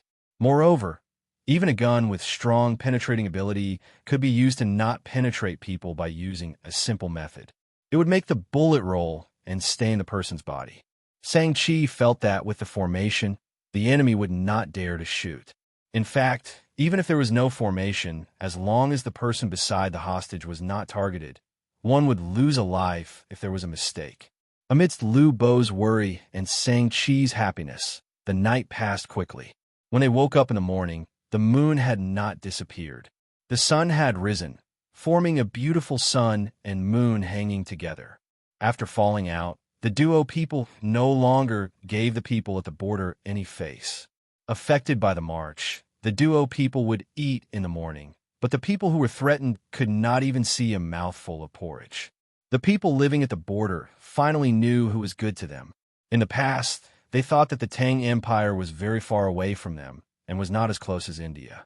They thought that they had the final say in their lives and that everyone who came into contact with them had to exchange goods with them. In their eyes, there were only benefits and benefits. There was no sense of belonging. Even if some people went to the Great Tang to earn more money, in their eyes, it was just more money. They didn't belong to either side. But yesterday's experience made them realize that they belonged to the Great Tang, because the Great Tang had come to rescue them. Previously, they were envious of the Tang Empire's soldiers who had specially come to save Lu Bo and the others. However, when they realized that the Tang Empire soldiers did not shoot at the cannibals they were holding, they realized that they were afraid of being shot. At that moment, they were moved. Whoever was good to them, they would be good to them. When they were in danger, they were willing to repay whoever saved their lives with their lives. At the same time, They were filled with resentment towards Lu Bo and the others. They felt that Lu Bo and the others had no conscience.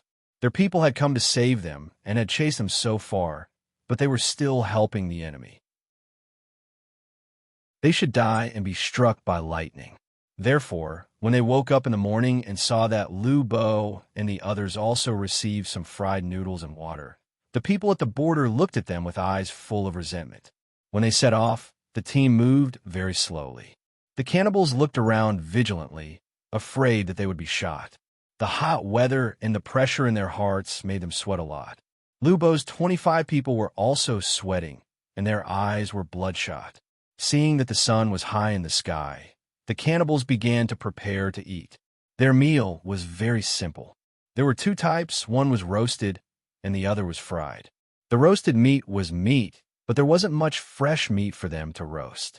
They were all roasted very salty meat in the past. They didn't have a pot to fry it, so they brought fried rice and fried noodles. The fried noodles were processed by the people at the border. The so-called meal was to stop and be vigilant while stuffing water into their stomachs. There was still no share for the people at the border. They were only given a little at night so that they wouldn't starve to death. Lu Bo and the other 25 people were divided into 6 portions of fried rice. It was much worse than the fried noodles in the morning. The rice was even fried, and there wasn't any taste of salt in it. 25 people were divided into 6 portions. Each person could only eat a little, and there wasn't much water unless they encountered a river. Looking at the food the cannibals ate, it was nothing more than roasted and salted meat. Lu Bo was homesick, not to mention how much money they had at home. They could eat very good meals. Even if they went out and found a place to eat some snacks, it would be better than their current life. You cannibals usually look very confident, but what's there to be confident about?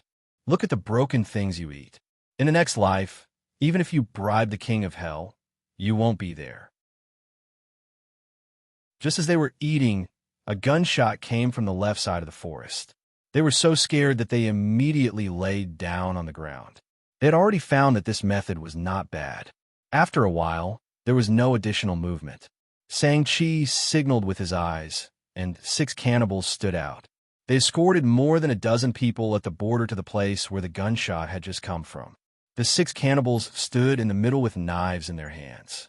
They made more than a dozen people turn their backs to them and walk in circles, so it was very difficult for them to walk. Some people walked sideways, while others walked backwards. When they reached the place, they didn't see anyone. There were many wooden boxes on the ground.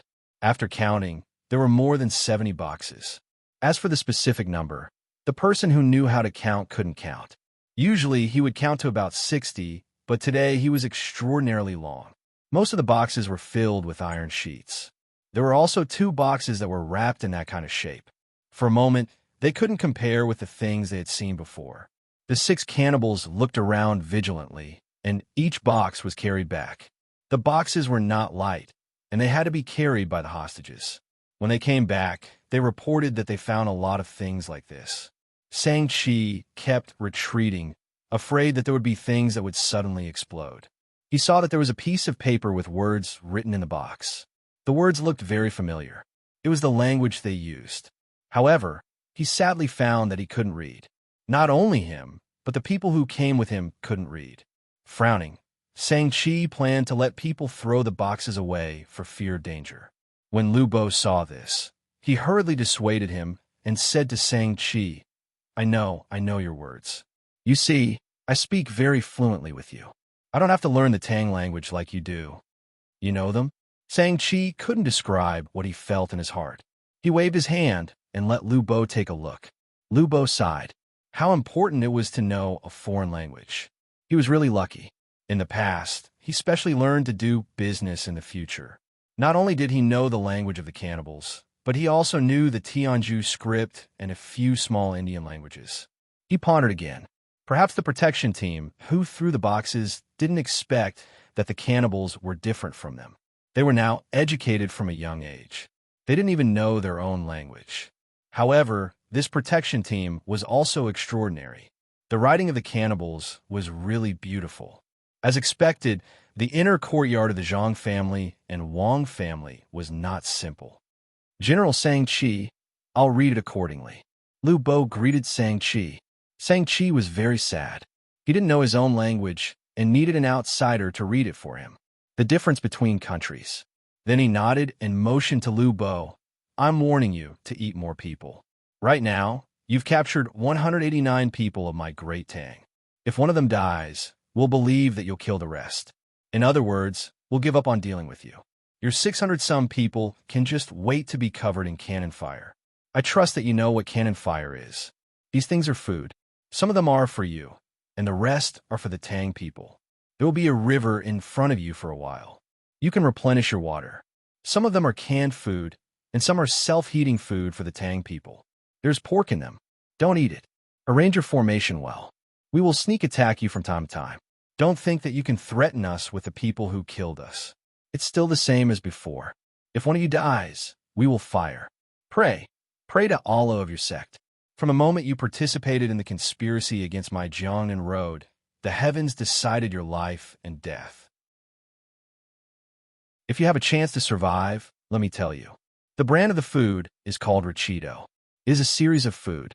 In the future, you may have the money to buy it and enjoy it. After Lu Bo finished reading, he looked nervously at Shang-Chi. His body kept trembling, giving the impression that he was afraid that the cannibals would kill them in anger. However, he and the other 24 people who heard it knew that the picture they put together yesterday was useful. Lu Bo was really moved.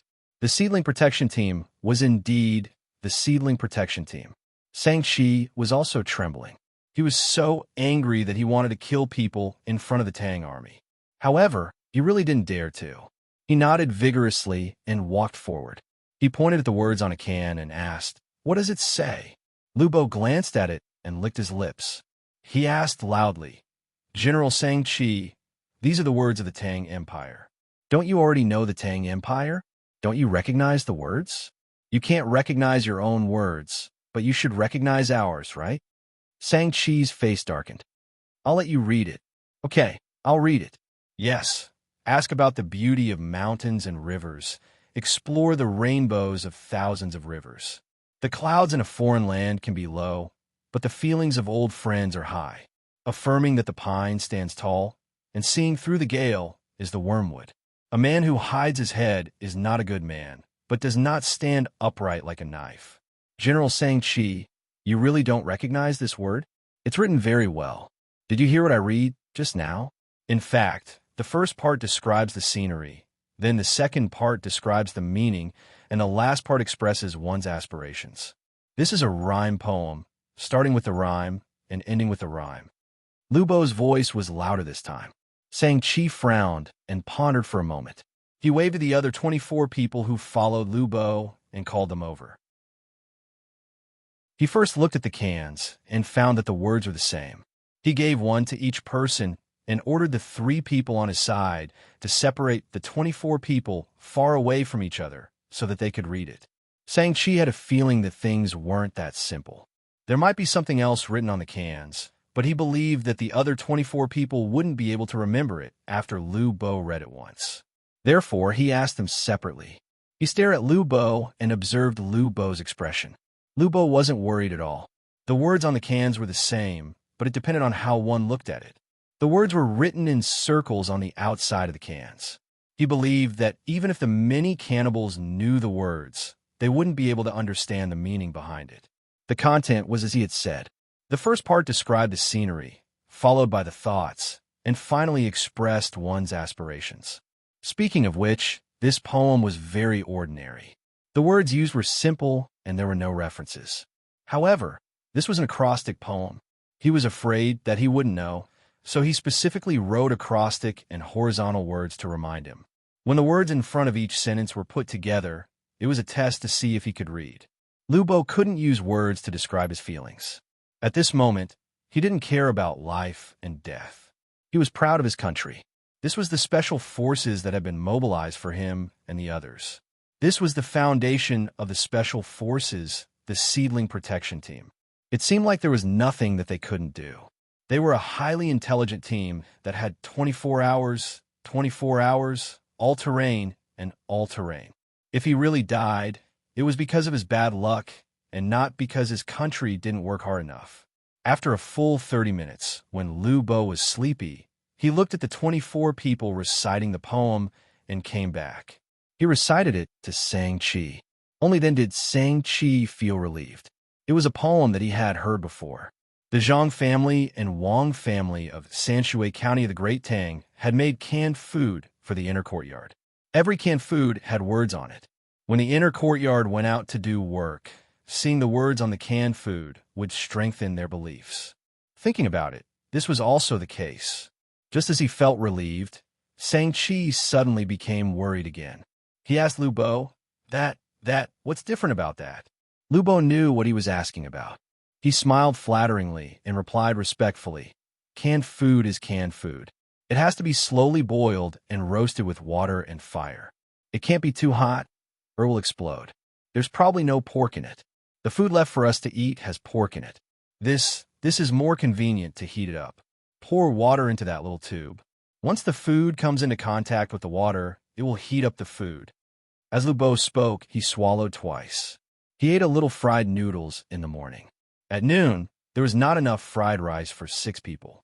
Moreover, it was Highland barley rice. When he was at home, this was what he fed the animals, and other ingredients had to be added. Now, he could finally eat the food that was specially made for the special forces. It was said that the taste was not as good as freshly made food. However, no matter how bad it was specially made by the Zhang family and Wang family. After heating it up, it could be used as a secondary cooking pot. It was 100 times better than stir-fried Highland barley rice. Shang-Chi was angry. He had to bring pork. If the canned food was edible by himself, he would have to give them canned food. If not, they would starve to death. What if the Tang army really opened fire? Let me see. You cook. You can eat what you can. Shang-Chi had no choice but to let Lu Bo do it. The words had already said that there was a river in front. If there was a river, there would be water. Come, all of you. Learn from me. Lu Bo took the water bag and demonstrated first. He poured the water into the small hole. The 24 people who came with him watched first. After a while, that thing was filled with water. Lu Bo touched it with his hand and said, "It's hot. It will be even hotter later. You all go and teach the others. Let's eat together. We will be hungrier after eating just now."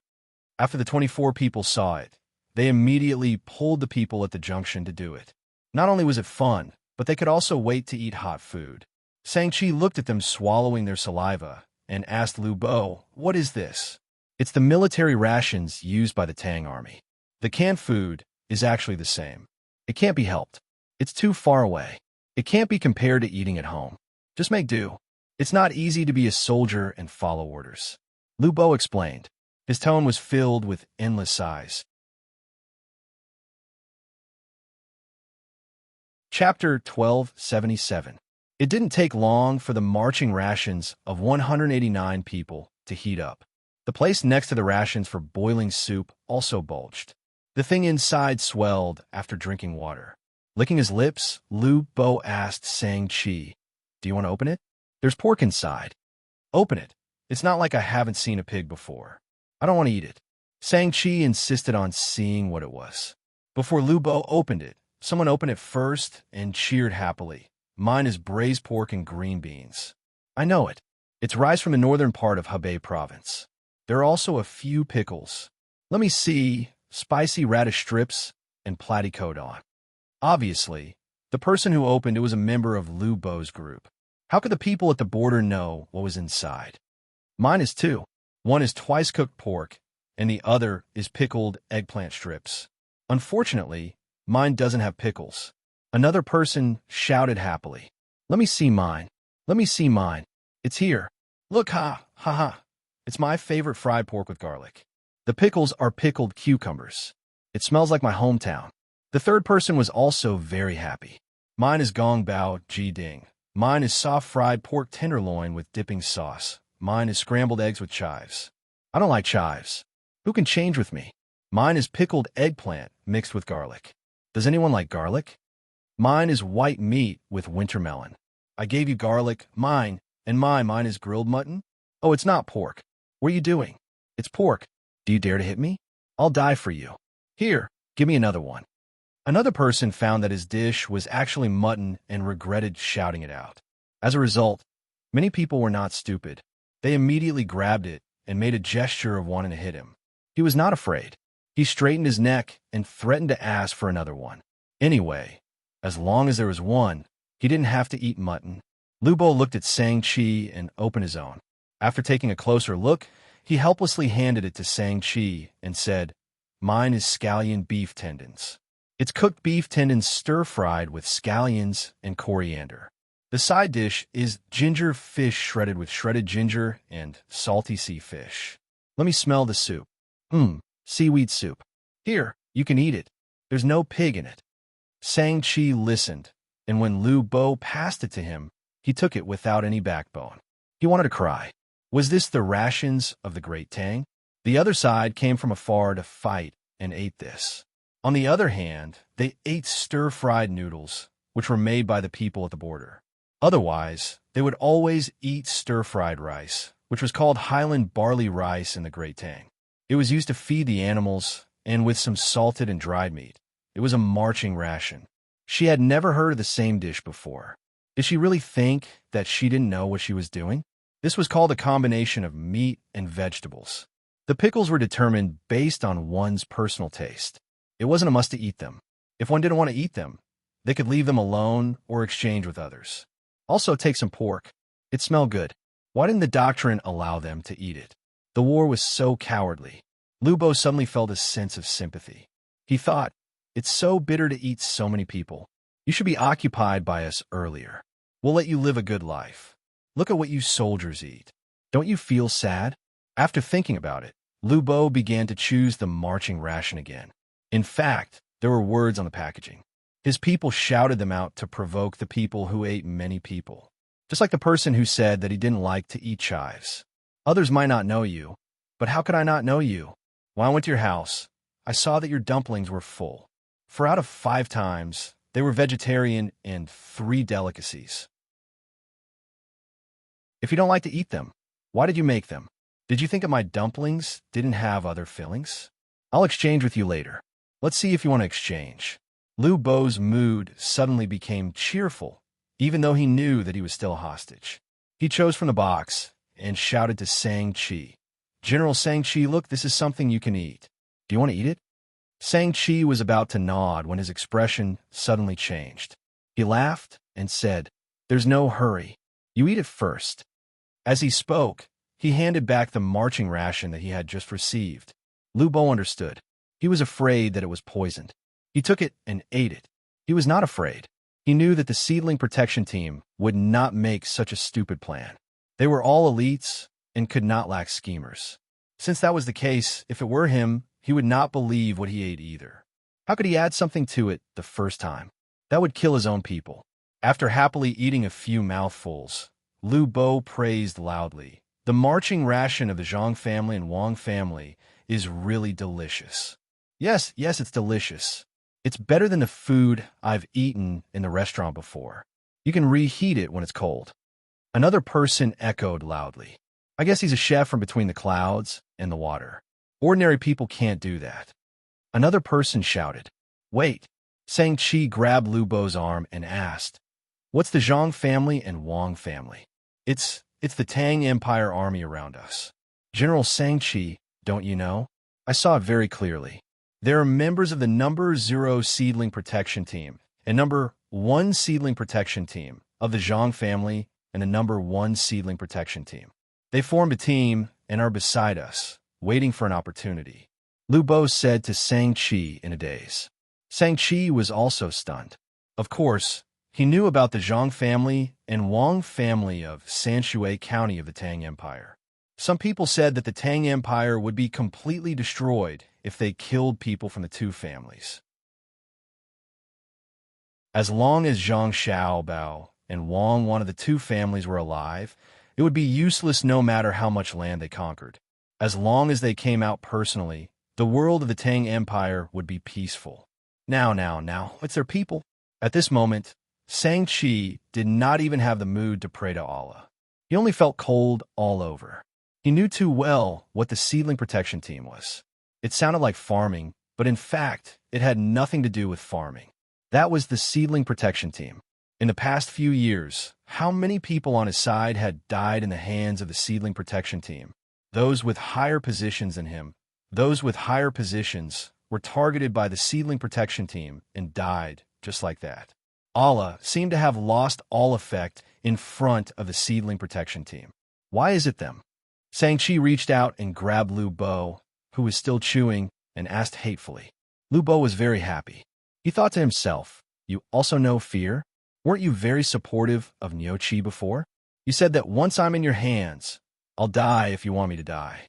If you want me to live, I'll live. Why are you trembling now? Motherfucker, just wait for your death. You think that you did it without anyone noticing, but do you know that Xiao Bao and Cuckoo have arrived in Idyll? You're very contradictory. You think that if you catch me, I alone am not important to the Tang Empire, but you also want to use me to threaten the Tang Empire. But Xiao Bao and Cuckoo are not contradictory.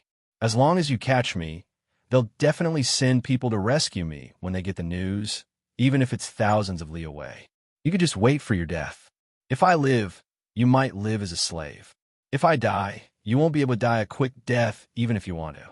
Lu Bo was just about to laugh to express his feelings when he suddenly remembered that there were still people working hard for him. He had to cooperate and ensure that all the hostages were safe. He couldn't be impulsive. He definitely couldn't. Otherwise, he would be letting down Xiao Bao and Cuckoo. Thus, Lu Bo put on a flattering smile and said to Shang-Chi in a gentle voice, General Shang-Chi, there's no need to care about them. They're actually not as powerful as the legends say. Look, we're with you right now, but they're still watching from the side. But I'm really scared, Shang-Chi unconsciously said. It's okay, it's really okay. They just don't want us to die. As long as none of us lose our lives or suffer heavy injuries, they won't do anything unless someone suddenly dies. Lu Bo took this opportunity to comfort Shang-Chi. In fact, his words were very sinister. He was hinting to Shang-Chi that even if one of them fell sick and died, it would be over for Shang-Chi. Shang-Chi, who led hundreds of people, didn't have as much power as a battalion commander in Tang. He didn't have any strategic ideas at all. As for tactics, he was even worse. He felt that he was very lonely. Allah didn't protect him. Just like in the era of Zhang Xiaobao and Wang Wan, those who believed in Allah, other than a portion of China, were bullied like dogs by the United States. At that time, those who believed in Allah had the protection of the China government, but they weren't satisfied and always wanted more benefits. And those who weren't protected by the China government weren't protected by the Russians either. They were their own people. Therefore, those who believed in Allah said that they didn't eat pork, but in fact they lived worse than dogs. Dogs knew how to bark when they saw strangers, but those who believed in Allah just wagged their tails and stuck out their tongues. Now, Shang-Chi had the same feeling. He felt that the God he believed in could no longer protect him. In fact, he wasn't wrong. Just like the Arab countries during that time, they were trampled under the feet of the infidels, but still had to work hard to raise their heads and give a sincere and shameless smile. Those who were not convinced and wanted to have their own dignity were all killed by the United States. The only difference was that China had always been tolerant of their beliefs and religious habits. However, those who left behind a little religious tradition with great difficulty and lived like dog shit didn't know how to be grateful. Instead, they thought that the people of China were weak and easy to bully. Therefore, if they couldn't be pitted, they should be abandoned like dog shit. If not, it would be difficult to walk the right path. If not, how could they be called moral? If they should be killed, they should be killed. If they should be beheaded, they should be beheaded. What kind of dog is it? Fighting for its master. It's hard to tame a wolf after a long time. It's better to spit than to kill. Chapter 1278. The military rations were delicious. Shang-Chi admitted to this point. He kept all the beef and mutton and gave the pork and chicken to Lu Bo and the others. He didn't want the vegetarian dishes. Although they were vegetarian, there was actually some meat in them. The more the cannibals ate, the more upset they felt. The enemy's weapons were good because they didn't have the technology. They could only accept that they were at a disadvantage. But why was the logistics better than the enemy's? The war was truly a cowardly one. Lu Bo and the others ate happily. The military rations sounded like they were for the soldiers, but due to the distance, wasn't easy to preserve, so it should be hard to swallow. Today, they truly felt the strength of their country. It turned out that the military rations could be made even more delicious than those in ordinary restaurants. Lu Bo slowly chewed a small piece of pickled cucumber in his mouth. It looked like an ordinary pickled cucumber, but it was marinated in shrimp oil, so it tasted fresh and delicious. He glanced at the 24 subordinates who came with him and saw that they were all eating slowly. They hadn't eaten anything decent for many days, so the food now had the taste of their homeland. The people at the border didn't get much. 3 people ate 2 portions, and the portion that they didn't get was taken by the cannibals. The 164 people once again considered themselves as Tang people and no longer felt that they were independent existences. The 164 people whispered to each other, their intentions more or less the same. If they could return alive, they would plant a flag of the Great Tang on their houses to indicate where they belonged. Like many Tang people, when they had nothing to do, they would plant the flag of the Great Tang on their windows and eaves, and some of them would even draw on their walls. The military rations sent over weren't much. Even if they ate slowly, they were finished after half an hour. The cannibals weren't full, and each of them only tasted a mouthful. Thus, they turned their gazes back to the cans. Shang-Chi sucked his fingers. Just now, when he ate, there were chopsticks. He didn't know how to use them, and the people at the border also didn't know how to use them, but they still learned how to use them. After all, they were Tang people. Even if they didn't learn now, they had to learn if they survived. Otherwise, it would be too embarrassing. You come here. Shang-Chi shouted to Lu Bo. Lu Bo drank the last mouthful of soup, burped, and rubbed his stomach as he walked over. The food was enough for the soldiers, and he hadn't eaten properly for many days, so he ate until he was full. Open the can. Shang-Chi looked at the satisfied expression on Lu Bo's face. He wanted to kill the other party, but at the same time, he thought that if he was also from the Great Tang. Lu Bo burped again and picked up a can to study it. The acrostic poem was still vivid in his mind. He needed to think about how to open it. Many cans in the country did not have a long shelf life. They were made of bamboo, and the cost was low. Now they were made of iron. He had to read the instructions. Otherwise, it would be troublesome to destroy it directly. The tab. Lu Bo mumbled and stuck a finger into the tab. Thinking that something was wrong, he took it out and pressed the tab in one direction, making a small hole in the can. Then, he hooked the tab again and pulled it in the other direction. A piece of iron fell off, revealing the contents of the can. What is this? Lu Bo was stunned. He had never seen this kind of food before. Fried rice? Covered rice? Why does it smell like there are so many spices? This was not the level of the chef between the clouds and the water, right? Scallions, ginger, and garlic actually accounted for a large proportion of the ingredients. Using seasonings as supplementary ingredients, 3 of the 24 people who came with him came up and looked at the food in the can. They were also confused. One of them could not help but say, "It can't be. What are the chefs of the Zhang family and Wang family planning to do? Was it a revolt? Can this be eaten? Let me open another one." Maybe it was not packed properly when it was packed. Lu Bo took another can and opened it in the same way as before. The inside was still the same as before. Passing the can in front of Shang-Chi, Lu Bo said embarrassedly, "This may be a newly developed food. It is not mature yet. I believe that it will be adjusted after some time. It'll be fine to eat it then. The chefs of the Zhang family and Wang family are probably very busy and careless." Yes. Normally, they should not have made it like this, really. The person who spoke just now promised. It seemed that the chefs of the Zhang family and Wang family had made the food like this, and they were also embarrassed. Shang-Chi put the can in front of his nose and smelled it. He nodded. "It tastes good. It is better than what we ate before we came. Call someone over and let's eat." He called someone over from the border. He was afraid that it was poisonous. If someone was poisoned to death, it would have nothing to do with him. He thought that the Miao protection team would not be covered by artillery. As hostages, Lu Bo and the other 25 people suddenly felt a sense of superiority. Pig food was actually praised.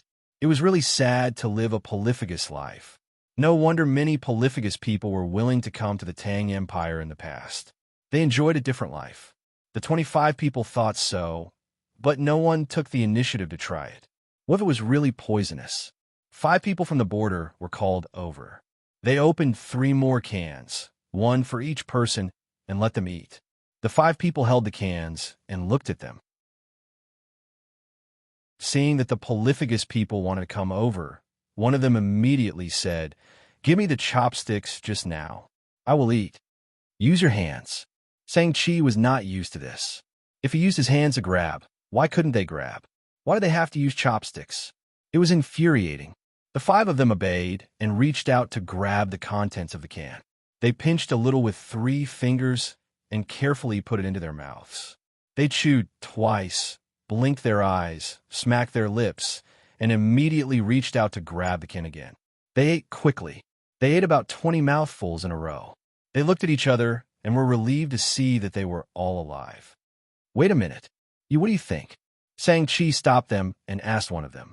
The person who was asked nodded vigorously. "It's delicious. It would be better if there's less ginger. Do you feel uncomfortable anywhere?" Lu Bo also asked. The 5 people shook their heads. Lu Bo pondered and opened another can. He reached out to grab it, but one of the people who came with him snatched it. "Boss, I'll go first." After saying that, he began to eat.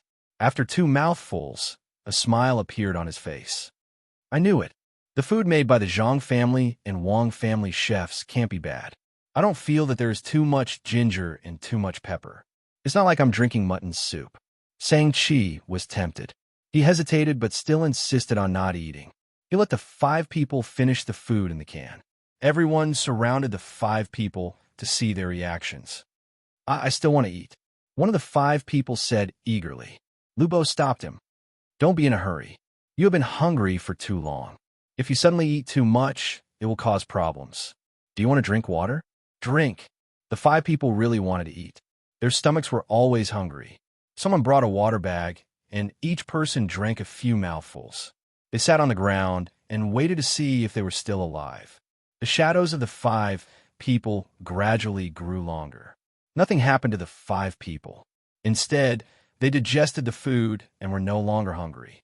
They sat there with a happy smile on their faces, enjoying the feeling of being full under the sun. "Eat." Half of the people eat first. Shang-Chi saw that the person who tasted the food was still alive and well. He waved his hand and ordered. The many people were anxious. Immediately, half of them stood out and opened the can like how Lu Bo did before. They reached out and stuffed the food into their mouths. There was no smell of pork in the mixed food. They could taste that it was made of mutton oil and some mutton.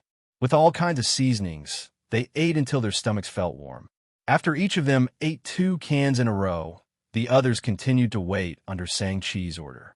The clouds in the sky floated and flew away. Another hour passed. The many people who ate the can were still alive. The 5 people who tasted the can were also fine. Lu Bo thought for a while and said to Shang-Chi, "General Shang-Chi, eat. The protection team won't poison you. They know that you will let us try first. If they poison us, they will poison us. They are here to rescue you, not to harm you. It's just that you have to be careful in the process of meeting up with the main force on your side. They will keep shooting from the back." Shang-Chi was happy when he heard the first part, but when he heard the second part, his face turned gloomy. According to the Tang people, it was impossible to stop halfway. They didn't dare to kill to test the water. When they were rushing, the other party would shoot, and they would have to walk for a few days. What should he do? Should he discuss with the other party and let them go so that they wouldn't attack? No, if it were him, he would immediately chase after them. Should he tell them that he would kill one of them? It would be useless. They dared to shoot yesterday. Eat. Shang-Chi, who couldn't think of a good idea, gritted his teeth and took a can to eat. The other half of the people who didn't eat just now also opened the can as fast as they could. When it was in his mouth, Shang-Chi knew why the people who ate just now had that kind of expression. It was so delicious.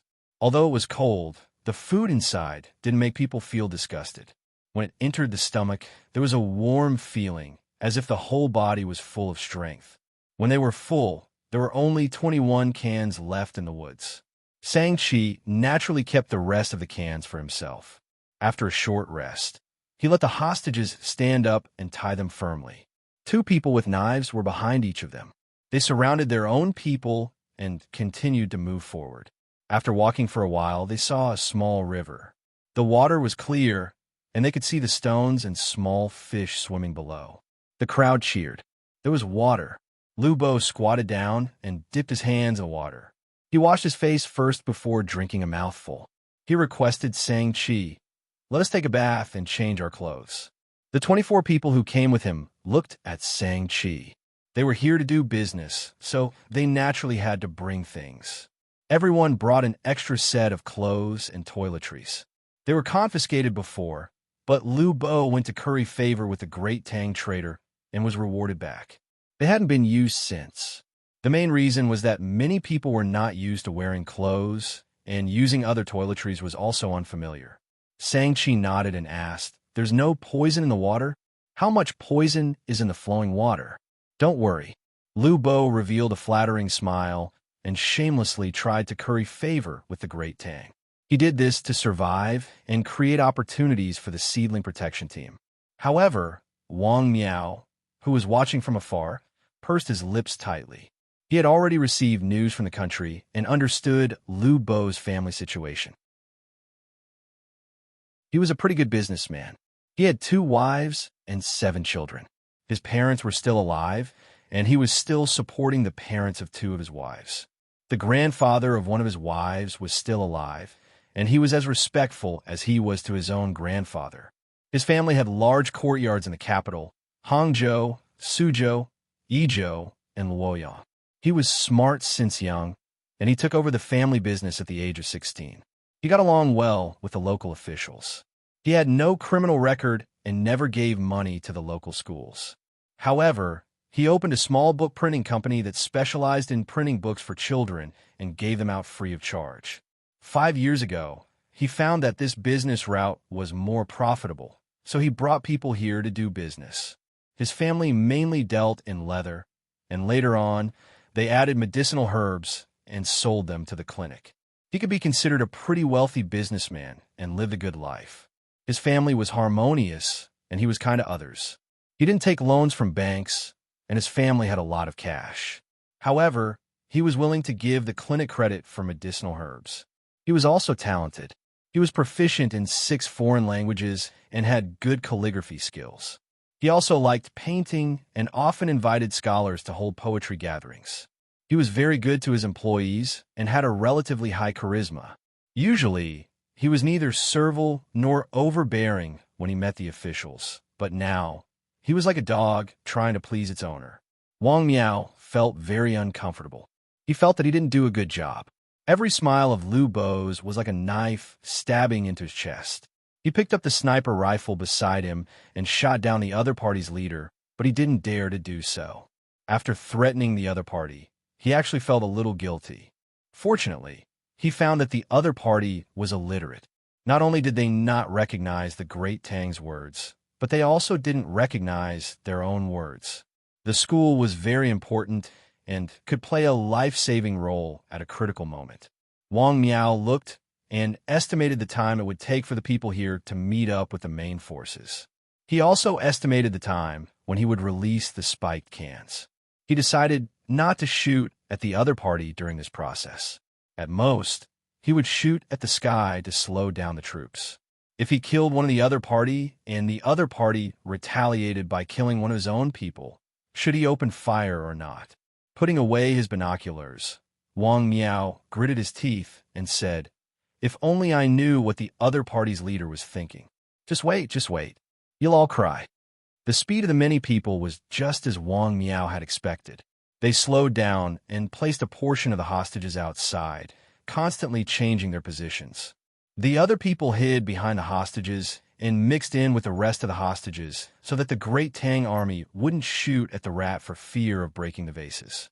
As night fell, the many people were exhausted. None of them were killed during the day, but the psychological pressure was even greater. They knew that there were countless eyes watching them and looking for an opportunity to kill them. They were nervous when they were walking during the day, and they didn't dare to relax at night. The torches and bonfires burned, making crackling sound from time to time. Every time there was a crackling sound, it made people worried that it was the sound of gunshots. When it was time for dinner, the many people began to miss the days in the day. They ate canned food in the day, and now they had to eat the stir-fried barley at night. It was really hard to swallow. Without so many seasonings and delicious salted vegetables, they could only force themselves to swallow. Tonight, the hostages didn't have any food. The many people felt that they had eaten a lot at noon and could starve a little. Lu Bo's 25 people were gathered together and had relatively more freedom. The many people standing outside the tent were their own world. Drink some water. We'll probably have something to eat tomorrow morning. Lu Bo was also hungry. He rubbed his stomach and said to his subordinates. He picked up the water bag and gulped down a few mouthfuls to make his stomach feel less empty. Why didn't they send us anything to eat at night? A person hugged the water bag and mumbled when he didn't feel like drinking. I'm not sure. Lu Bo shook his head. He wasn't complaining, but he was puzzled. Logically speaking, since the protection team had found them, they should have sent them something to eat. Now that the many people had finished eating, they were still hungry. Midnight came quietly when everyone was hungry and nervous. The sound of a gunshot broke the silence of the night. The duo eater on night watch was shocked and looked around to see who had been killed. The fire was still burning, and the dark clouds were rolling in the sky. The moon and stars could not be seen, making people feel oppressed. Shang-Chi, who was sleeping in his clothes, walked out of the tent under the protection of a few people. He asked loudly, "Who died?" After a while, someone came to report, No one died. Should we go and get something? Where did the gunshot come from? Shang-Chi listened, and his stomach felt empty again. Over there, someone pointed in a direction. There was a mountain, and the gunshot was echoing, making it difficult to distinguish. Take the hostages and take a look, Shang-Chi ordered. Someone came and called the hostages to the place where the gunshot came from. The hostages woke up. They were awakened by the gunshot. It didn't take long for the people who went to check to return. As expected, they were carrying something. It was still a wooden box. Inside it was some military food and some canned food. There were exactly 189 canned food. It seemed like they had prepared one for each of the hostages. However, there were only 200 canned food. It definitely wasn't enough for the many people. Shang-Chi didn't need to look to know that the food was filled with pork. It was specially prepared for the hostages. The 200 canned food was for his side. Wake them up and let them eat. If they don't let me sleep well, I won't let them sleep well either, Shang-Chi ordered. Lu Bo and the others were woken up. They came out of the tent in a daze and saw the food under the light of the torch. They were all very happy. There was food to eat, but the timing was too good. Why did it only arrive in the middle of the night? General Shang-Chi, thank you. Can I eat? Lu Bo ran to Shang-Chi and bowed repeatedly. Eat, and sleep well. We have to hurry tomorrow. Shang-Chi didn't want them to eat, but he was worried that it would affect their stamina. He could only agree gloomily. He also picked up a can and was about to eat when he suddenly stopped and passed it to Lu Bo. I'll add a can for you. You eat first. Yes. Lu Bo took it and started to eat. He knew that the many people wanted him to test the poison. They were really cautious. While eating, he looked at the words on the can. It was written in a different style. It said, delivering food in the middle of the night. Because of the long journey, it is difficult to transport. Peacefully wait for the clouds to disperse. Like the sun, like before. After seeing the words, Lu Bo's legs trembled. He knew that the time to act was 3 days later. The limerick on the can wasn't written clearly, but he knew. Because he remembered that before he came here, he held a poetry party. Someone wrote a poem, and everyone commented. When it was his turn, he said, like the sun, like the moon rising. Looking at the words and reading the shape, it was a good poem. Then today's limerick said that food was delivered in the middle of the night, followed by like the sun, like before. It was telling him the time to act. Lu Bo ate and sighed in his heart. It was too amazing. In just one day, they found out everything and used it to send a message on the can. How much resources did Xiao Bao and Cuckoo mobilize? Otherwise, it would be impossible to find out so clearly. 3 days, there were still 3 days. He had to hold on. If he didn't put Shang-Chi in a cage by then, his name would be written upside down.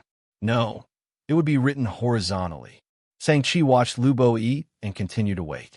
He wanted to find a few more people to test the poison, but he didn't want to. If there was no poison, his people would eat less.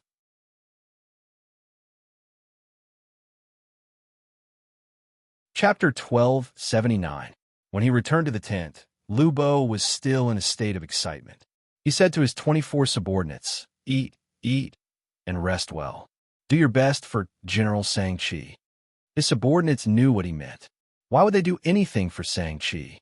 One of them wrote on the ground, "Are you going to do it? Don't ask. Don't affect your mood and be detected." Lu Bo also wrote. The 24 nodded and began to fill the ration with water. Lu Bo had not filled his own ration yet. He had just eaten canned food.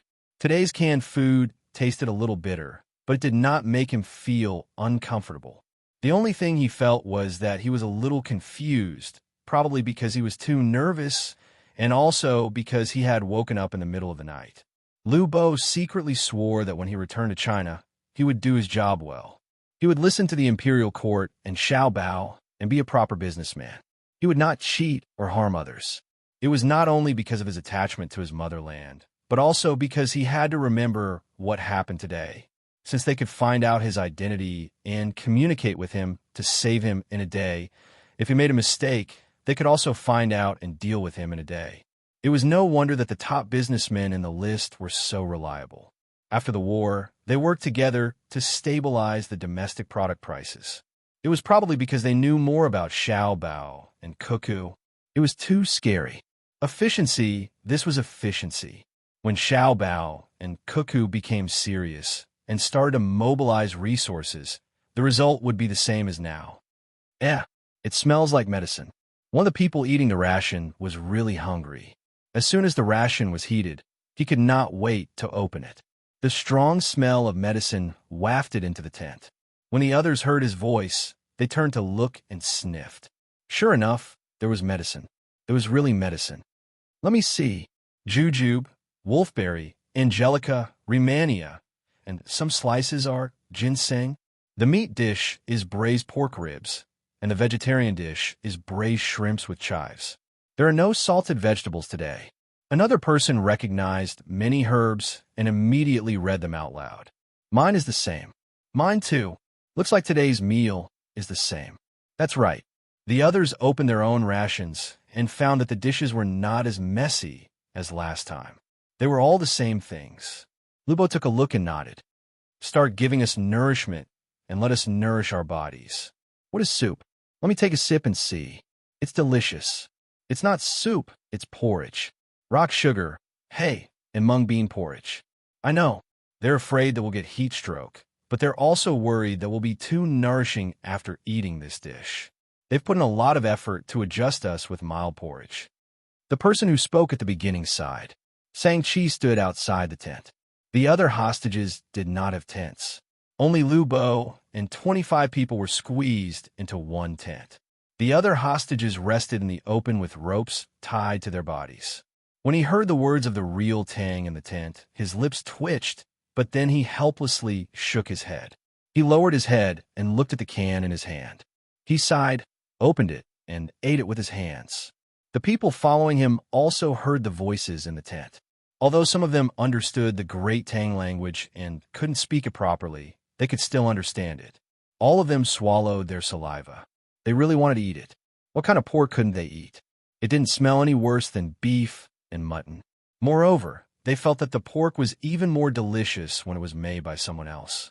He didn't understand why the church's teachings forbade him from eating pigs. If he secretly ate some, eat the can. Don't think too much. Shang-Chi was the first to be tempted. He was also thinking about how he could secretly eat the pork. Seeing the expressions of his subordinates, how could he not know what they were thinking? He softly warned them. It's a little bitter. A guard ate 2 mouthfuls of the food in the can and smacked his lips as he spoke. Eat it. It won't kill you. You smell their military rations. It's also bitter. They probably put the leftover seasoning in the military rations into the can. Shang-Chi also felt that today's can was bitter. However, when he smelled the smell drifting over, he found that it was not much different from the bitter taste. He believed that the great Tang people had used leftover seasoning in the cans for them. Fortunately, there was no smell of pork. However, there was one point that was acceptable. The few guards who were eating the can nodded. It was fine if it was bitter. It didn't affect the taste. It was still delicious. Lu Bo could hear their conversation. He felt that things weren't so simple. As for the leftover seasoning in the can, what a joke. What kind of leftover seasoning was bitter? The bitterness of the braised pork ribs was because of the sugar color and the ginseng. Why would they put ginseng in the can? Although ginseng was a man-made product of the Zhang family and Wang family, it could also be used to treat diseases. If it wasn't used to save lives, it would be the same as the wild ginseng. At most, it would be used to increase the quantity of the medicine. Why would such a good thing be used as leftover seasoning? You guys think too highly of yourselves. Xiao Bao and Cuckoo can't wait to deal with you guys personally. Why would they use ginseng and specially fry it with sugar color? Did they really think that the sugar color was just a simple color? Wouldn't it be better to use soy sauce? The caramel itself was a medicine. There's a problem. There's a problem with the food today. What's wrong? Lu Bo was more and more certain of his guess. Normally, the handheld canned food couldn't be bitter. Since they said that they would take action 3 days later, the pork ribs that were delivered today also tasted a little bitter. It was just enough to make people feel that today's food was normal. Coincidence? Coincidence? If it was someone else, it might be. However, it was definitely impossible for the Zhang family and Wang family. There must be some scheme. Lu Bo couldn't figure out what was going on at the moment, but he had a plan in his mind. Shang-Chi was very satisfied with the food. He was the leader of hundreds of people. Where did he learn so many schemes and tricks? He also thought that it was normal. Anyway, it was fine as long as he didn't have to eat the military rations that he brought. What if no one sent him canned food in the future? He didn't think too much about it. He was leading a group of people to fight alone. The other party was using the entire system to deal with him. They were playing a team game with him. After eating one canned food, he was still hungry. He asked someone to bring him another one. He opened it and ate again. It was better to pour water on the military rations to heat them up. The canned food was cold. Roast it? No, can I roast the food inside and cook it? That's too troublesome. How can there be so many pots? Just eat, make do with it. Shang-Chi looked enviously at the other hostages who were eating the military rations in the open air. He muttered and ate again. A total of 200 canned food was delivered. Lu Bo ate one, Shang-Chi ate one more, and the others ate one less. As they ate, Shang-Chi got angry and shouted in the night, "Tomorrow, I want you to send us 1,200 canned food tomorrow. We have to make sure that each person gets two." The others followed suit. They had more than 500 people and less than 600 people. If they sent 2 canned food for each person, it would be exactly 1,200. That was what they thought. They couldn't help it. They couldn't even read their own language. It was too difficult for them to calculate more than 1,000. Normally, there were less than 600 people. With 1,200 canned food, each person would get 2. Who would get the rest? Shang-Chi could calculate. He wanted to digest the food in his stomach. He would eat one and give the rest to those who performed well as a reward. The next day, when the sun had risen for some distance, gunshots came from the forest. Shang-Chi immediately ordered people to take the hostages to take a look. As expected, food was delivered again, and the amount of canned food had obviously increased. "Come here and see how many there are." Shang-Chi counted with difficulty and found Lu Bo. Lu Bo counted 50 cans in a box. He counted 24 cans in another box. He said to Shang-Chi, 1,200. "How did you count so fast?" Shang-Chi was puzzled. "General, you're here. If I had divine help, it would really be 1,200, unless the amount of cans in each box is different." Lu Bo endured the disgust in his heart and flattered himself. He comforted himself and held on for 2 more days. It was still Lu Bo's turn to taste the food. He felt that he was really smart. He didn't eat the military ration yesterday. Otherwise, he would be full until he went to bed at night. Those who ate the military ration would not be able to digest it completely. Bitter. Lu Bo felt that the canned food was really bitter. It seemed to be even more bitter than yesterday. At the same time, it added a little sweetness and spiciness. It was actually chili. This way, the bitterness would not be felt unless one paid special attention. There was indeed a problem. Lu Bo finished eating and stood there to stretch his body. After waiting for a quarter of an hour, he was fine. Sang Chi waved his hand, and his subordinates came to get 2 cans each. Lu Bo was in charge of distributing them. At noon, there were still 1,200 cans. At the same time, the military ration was added. Today's meat dish was twice cooked pork, and the vegetable dish was egg-fried garlic. The soup was still changed to rock sugar hay and mung bean porridge. This time, Lu Bo ate it. He realized that the amount of licorice in the porridge had increased. This was used to detoxify the poison. No wonder the canned food was bitter. What was in it? It seemed to be fine. At night, they would be given canned food. At midnight, they would be given supper. Just like that, all the poly-eaters began to wait for the time to eat. Lu Bo was also looking forward to eating the canned food. He felt that eating the canned food would be very comfortable.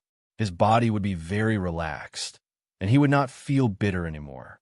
Sometimes he would even look at Tian after eating and feel that life was so beautiful.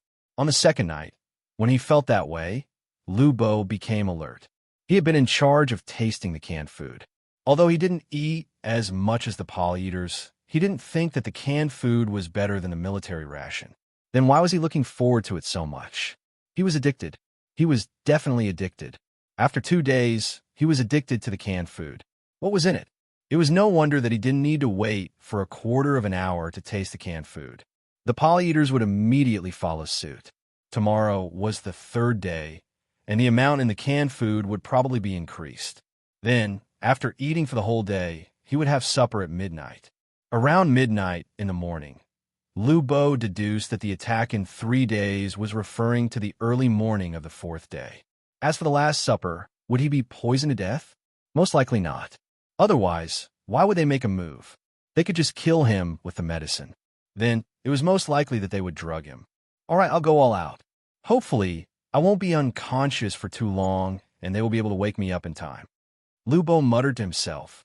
He closed his eyes and began to rest. The wonderful feeling of eating the canned food filled his heart again. On the morning of the 3rd day, Lu Bo carefully tasted the canned food and found that the amount in the canned food had been increased. This meant that he would be even more addicted. When the time came, he would have to quit. It was really painful. That was a drug addiction. Fine, he would have to be strong when the time came. Everything was for Tang.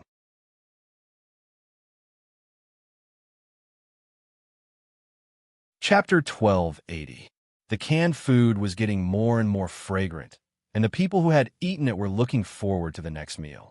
After eating it, they would become more energetic.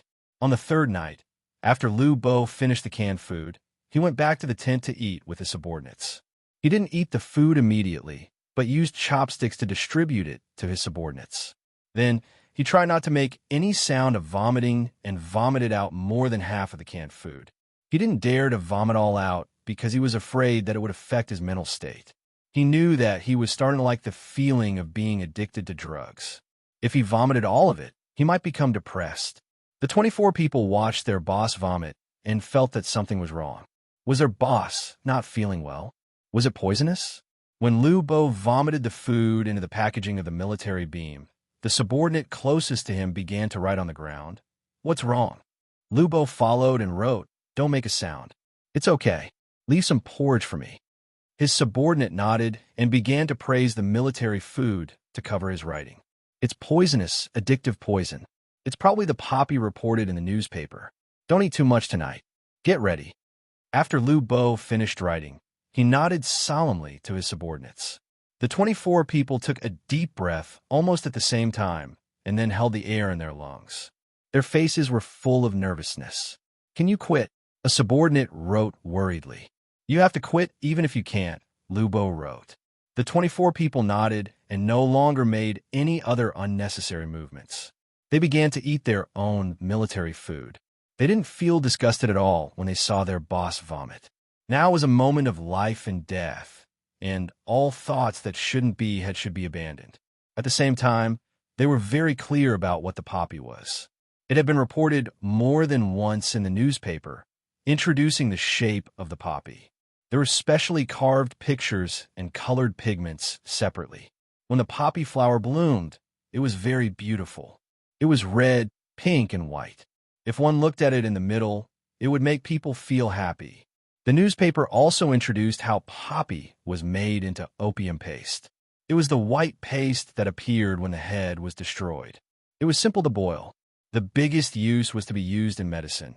So if someone wanted to plant it, they could plant it, but they were not allowed to eat it themselves. After planting and looking at the flowers, they had to send it to the medical center, and the medical center would use it to make medicine. If they found that they ate it themselves, they would be killed. If they found that they put it in food for others to eat and cause others to become addicted, they would be killed. The 24 of them knew that the boss had planted quite a lot of them. They looked very beautiful when they bloomed, especially the gourd, which looked very interesting. However, they didn't eat it. Although it could be used as medicine, it was free of charge to see a doctor. Even if they didn't feel well, they would go to the clinic instead of eating it in private in order to save money. The newspaper even wrote about the adverse effects of addiction after eating it. It warned the people of the Great Tang that in order to have a healthy body to earn more money for their family, in order to have a healthy body to create more wealth for their country, and in order to make their country richer and stronger, they should not try to eat that thing. Otherwise, they would be irresponsible to the Great Tang, irresponsible to their family, and betraying their country. Out of the 24 people, no one had ever eaten it. Even if they did plant it, they would just look at the flowers. Then, they would bring it to the medical center and let the medical center make it into medicine to treat diseases. The medical center would not give them a single copper coin, so they could not sell it. Since it was reported in the newspaper, they were clear about the situation their boss was in. He was addicted, and it would take a lot of effort to kick it. Therefore, when they looked at their boss, their eyes were filled with encouragement. Lu Bo glared at them and thought, "I'm not going to die, so why are you so sad?" The supper was more unbearable. "I don't know if I'll faint." At the same time, he glanced at the tent. Because the light outside was brighter than inside the tent, when looking from a distance, the shadows of the people outside would fall on the tent.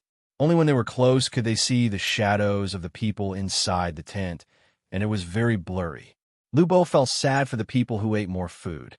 The result of having no knowledge. If you all went to school when you were young, and if your school taught you some words and knowledge of the Great Tang, how could you fall into the trap so easily? Why did I have to print books for the children in school to read? This was the power of knowledge. Shang-Chi, who was eating happily outside, did not know that the person who tested the poison was cursing them in the tent. He only felt that the canned food today was even more satisfying. After eating it, from top to bottom, from inside to outside, there was not a single place where he felt uncomfortable. Although the sky was gloomy tonight, breathing after eating the canned food was very pleasant. Listening to the voices coming from the tent from time to time, his mouth revealed a smile, and his whole body was relaxed. Shang-Chi had already made a decision. As long as he could meet up with the rest of the troops, he would definitely keep the person called Lu Bo. This person knew a lot, could speak both languages, and could read both languages. If he kept it by his side, maybe his status would be improved. When he had more power, he could give Lu Bo more benefits. Gems, women, wine, all were not a problem. The half-moon shyly hid behind the dark clouds. Occasionally, when the wind blew, a trace of light would appear in the gaps of the dark clouds, but it would quickly hide back again. The torches in the camp flickered, and the tent made a sound as it was blown by the wind. Lu Bo and the other 25 people were counting sheep while sleeping. This was also what they learned from a newspaper. When they were suffering from insomnia, they should try not to take medicine. They could use something to cover their eyes and then count sheep. They also imagined that they were on the grassland, where the sky was high, the clouds were light, and the grass was green, and the flowers were red. They thought that counting would make them fall asleep quickly. Only when it did not work would they go to the clinic to get medicine to eat. Many people were not in the mood to sleep. They felt that sleeping in this kind of weather was a waste of time, so they sang and danced. All kinds of sounds mixed together and rippled in the night sky. Many of the people at the border who were taken hostage felt that the situation today was not right. The cannibals were too happy, Lubo and the others were too quiet in the tent, and the dark clouds in the sky made it hard for people to breathe. They occasionally looked at each other and felt that something was going to happen. They did not know why they had this idea, but everything around them looked strange. In the middle of the night, the sound of gunshots rang out. The people who did not sleep much brought the food back with the hostages. As usual, Lubo ate it. He had just eaten 2 mouthfuls of the canned food, and the people did not wait to see his reaction. They opened the canned food and stuffed it into their mouths. Today, Lubo ate very quickly. He did not chew at all and directly swallowed. Then, he stood there motionless. He was doing the opposite of what was described in the newspaper. The newspaper said that people who did not absorb and digest, well, had to chew carefully when eating and try to chew the food as much as possible. This way, when it entered the stomach acid could come into contact with the food better and quickly decompose it. Drinking a little soup while eating and strolling after the meal was also a good choice. However, Lubo did not intend to let himself absorb the canned food quickly. He decided to spit it all out when he entered the tent later. As for the people who were eating, he did not care. Just eat. It was delicious. Eat more. At the same time, Lubo also decided that after he went, he would specially ask people to collect all kinds of common knowledge in life and then send articles to the Tang newspaper. Or he would also write a small daily newspaper and introduce all kinds of useful tips and knowledge to the people of the Tang. No wonder there is a page dedicated to such things every time. It turns out that it can save lives at critical moments. Usually when I read such pages in the newspaper, it was just for entertainment. But now I know how important these little wisdom are. Xiaobao and Cuckoo are really gods. Lubo sighed. When knowledge was not used, no one would think that it was very useful. But when it was needed, it was so convenient and useful. When the people who were eating the second can of canned food, Lubo returned to the tent. Under the cover of his subordinates, he quietly spat out the food in his stomach again. Then he drank a lot of water and continued to spit it out. After several times, his subordinates passed him the porridge and asked him to drink a few mouthfuls to prevent the stomach acid and bile from burning the gastric mucosa with an empty stomach. After drinking a few mouthfuls of porridge, Lubo went to sleep. He was afraid that after he spat out the drugs, his body would feel uncomfortable if it was not replenished. Sleeping would relieve this feeling. He hoped that the cycle of the body's need for drugs would be longer and would not be the same as the cycle of eating. After the people who were eating supper, they were very excited at first. After about half an hour, they all looked tired. Shang-Chi immediately ordered them to rest and decided not to sing and dance after dinner tomorrow night. If they were tired, it would affect the battle. There were still enemies around. Maybe the enemies could not help but suddenly attack at any time. The people who were eating went to the tent to rest, leaving only the sentries to guard the camp and the hostages. All kinds of insects were chirping. The clouds in the sky seemed to be darker and denser. For a long time, there was no trace of moonlight. When it was time to change the sentries, the people who should have gotten up quickly were pushed many times. Only then did they wake up and drag their heavy footsteps to the sentry post. The original sentries fell asleep as soon as they entered the tent. In fact, they had fallen asleep just now. It was just that they could not sleep well standing up, so they forced themselves to stay awake until now. The new sentries stood for a while and fell asleep not long after. The people outside could not see the hidden sentries, but they could hear the snoring. The people who were tied up at the junction were all dumbfounded. They looked at the people who were usually very energetic and would occasionally come scold them. Why did they all fall asleep today? If that was the case, who would be the sentries? For a moment, they were tempted. Since no one was on the lookout, could they, just as two people were about to move, they were immediately whispered by a relatively older person, "Don't move." Sleep honestly. Squeeze, squeeze, squeeze. It was said to be squeezy because they lived outside.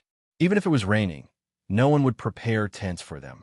The main thing was that there were only so many tents.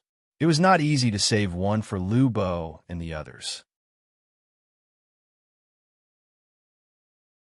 As for the reason, of course, it was because Lu Bo could help them calculate and come up with ideas. Once again, it proved the importance of knowledge. Even if you were a prisoner, even if you were a hostage, as long as you could prove that you were good at what you had learned, your survival environment and chances of survival will be far greater than those who were inferior to you. The people at the junction did not enjoy the treatment of tents. When it was sunny, it was fine. At most, there would be mosquito harassment. If it was raining, it would be very cold at night. They could only squeeze together. It was very difficult to go to the toilet. They had to wake others up together and tie each other up. Today, the moon was covered by dark clouds. The wind was strong and the night was cold. Moreover, the humidity was heavy. They did not sleep well. If one person moved, the person tied up nearby would wake up. They did not know why, but it was cold and energetic tonight. It seemed that they had become excited after eating the military rations. When people were excited, they would always think about things that they should not think about. Now, some people felt that the opportunity had come. Bite the rope and we can run out. The soldiers who saved us must be around. If we meet them, we will live. The person who was shouted at was not willing to give up and said excitedly, "What about the people in the tent? You go and call them? They are surrounded by the other tents. They woke up the people who eat more. They will kill people." The elder whispered, "Ignore them. Let's run out first." The young man had a good plan. The elder sneered, "They are real people of the great Tang. We don't have a household registration yet. If we run out at the cost of exposing them, how will the soldiers of the great Tang treat us? If one of them dies, we will all die with them." The people nearby who heard the commotion nodded. Did the great Tang send elite soldiers to kill their own people? Who knew who was close and who was distant? "We are also people of the great Tang." The young man muttered, "Let's talk about it after we are saved. When we are registered, we will have to listen to the words of the great Tang Emperor." There is also that Xiao Bao and Cuckoo. In the past 2 days, Xiao Bao and Cuckoo are very powerful. The people who came back were sent by them. They're the most powerful team that the great Tang can send. Other than here, only the great Tang Emperor has them. Everyone, don't move. Wait and trust them. Even the most powerful great Tang soldiers force the people of the great Tang to take us as hostages. How can the most powerful people be weak? The elder threatened and boosted the confidence of the people on his side. He was afraid that some of them would be impulsive and kill Lu Bo. If his own people were exposed, he would kill them too. Some people who were ready to make a move spread the news to each other, but all of them restrained themselves. They didn't want to be killed by the great Tang soldiers after running out. At night, the people of the great Tang changed shifts every 2 hours. In the past, it was 4 hours. Later on, it was 3 hours. Now it was 1 hour. They were worried that if they stood for too long, it would give the Tang army a chance to attack them when they were tired. After eating, it would be past midnight. So if they stood for 2 hours, it would be past midnight. Now, those who had just been replaced had to stand until midnight. In other words, it was around 3 o'clock. Midnight was 3:30. If it was 4:30, it was 4:30. 3:30 was the wee hours of the morning. Even the people who sold breakfast were not willing to get up. Generally, they would wait until 4 o'clock before getting up to prepare. When they finished setting up their stalls and started making breakfast, it would be around 5 o'clock. At this time, dawn was relatively early. But because of the different locations, it would not be dawn until after 6 o'clock. If it was in the northern part of Hebei province, it would be dawn early. Of course, it would be dark later. The people at the border were waiting for the arrival of a new day. They also hoped that the great Tang soldiers would quickly rescue them. If it weren't for the great Tang soldiers coming over to replenish their food, some people would not have been able to hold on and died. Although it had only been a little more than 3 days, if not for the things that had been sent to them previously, these 3 days might have been the last time they could hold on. If they waited for a larger group to gather, at least 1/3 of them would have died. They had already used up a lot of stamina and nutrition before this. Time passed slowly in the hearts of the people at the border. They waited, and finally, it was 12 o'clock in the morning. Some people were very clear about the time. They could tell the approximate time based on their instincts. Now, they were waiting to see more people change shifts. In the end, the people of the Great Tang who should have taken the initiative to change shifts were still sleeping at their posts, and no one came out of their tents. The eyes of the people living at the border lit up. They did not know why, but they were not sleepy. They looked at the sky. When the dark clouds were rolling in, the moonlight that occasionally peeked out was already leaning towards the west. Just a little more time, and the sun in the east would be the first to shine. Although the sun did not appear, the sky in the west would be able to illuminate a little. Are they all sleeping? No one is changing shifts. Then what about the special forces of the Great Tang? Stupid. Hurry up and come out. Opportunity, a good opportunity. Just as they were cursing in their hearts, countless black shadows suddenly appeared under the moonlight after the dark clouds had just dispersed. They were stunned for a moment, and in a moment of joy, a figure appeared beside the person at the sentry post closest to them. They didn't know how the figure moved, but the figure stopped and then moved. They watched as the person gently placed the Duigan on the sentry post on the ground. Then there was the sound of popping, and soon everything returned to normal. Before they could think about it, several large patches of light suddenly shone down from the sky. They could not help but look up and see 4 large objects floating in the sky. The light was coming from those 4 objects. Then, more small beams of light shone from the figures. There was not a single gunshot, not a single shout. Only someone came to help them cut the ropes. Less than 7 minutes later, they heard someone speak, reporting, "All the enemies are under control. All the sentry posts have been killed. Requesting action. Action. Don't move. Don't move. Clap, clap. Put your hands on your head and lie on the ground." A cacophony of voices began to appear, and all the voices were of the Great Tang, and even some local dialects of the Great Tang. Shouts, footsteps, and gunshots mixed together. The beams of light from the objects flying in the sky swept back and forth. Another 7 minutes later, the noise died down again. The Great Tang, who were still sleepy, were escorted out one by one and gathered in the open space of the camp with guns pointed at them. When the Great Tang saw that there were more of them, there was a slight commotion. A series of gunshots rang out. No Great Tang was killed, but everyone became obedient. They knew that the thing that was making the continuous sound was a machine gun. The people at the border were still in a daze. They did not know how the battle had started or what was going on in the tent. In any case, all the Great Tang were under control, and the sentry had been killed. The ropes binding them had been cut, but they did not say anything. They just stood there and watched. Everything they saw was full of wonder, especially in the sky. What was flying? The attack speed was too fast. They thought that there would be a fierce battle. After all, there were nearly 600 Great Tang. How could they be caught in such a short time? Area A5 is safe. Area A6 is safe. Area B1 is safe. One voice after another reported that they were safe. Gather the troops. The medical team is landing. Another voice sounded. The people on the objects flying in the sky started to slide down the ropes quickly. Every time, 2 people slid down, one holding the other. The speed of the fall was very fast. When they were about to hit the ground, they suddenly slowed down and landed on the ground. Lu Bo and the other 25 people walked out of the tent and stood in the open space outside. Someone went up and saluted. "This is Wang Miao, the commander of the Vigorous Protection Team, codenamed E. I'm here to report that you are safe." After that, the person who called himself Wang Miao shook Lu Bo's hand and said, "It's been hard on you guys recently." Lu Bo's tears flowed out.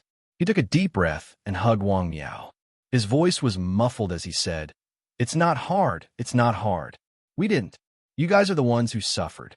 We saw it all and remembered it in our hearts. If we didn't suffer this time, we wouldn't know how much Tang Dynasty cares for us. Thank you. Let's go. We'll check your body first. Especially you ate a lot of opium cream. We'll inject glucose into your vein first to clean it up. We'll observe you in the future to see how addicted you are. Wang Miao patted Lu Bo's back and smiled. Lu Bo also smiled. I'm fine. I'm satisfied with eating some. I threw up the last supper yesterday.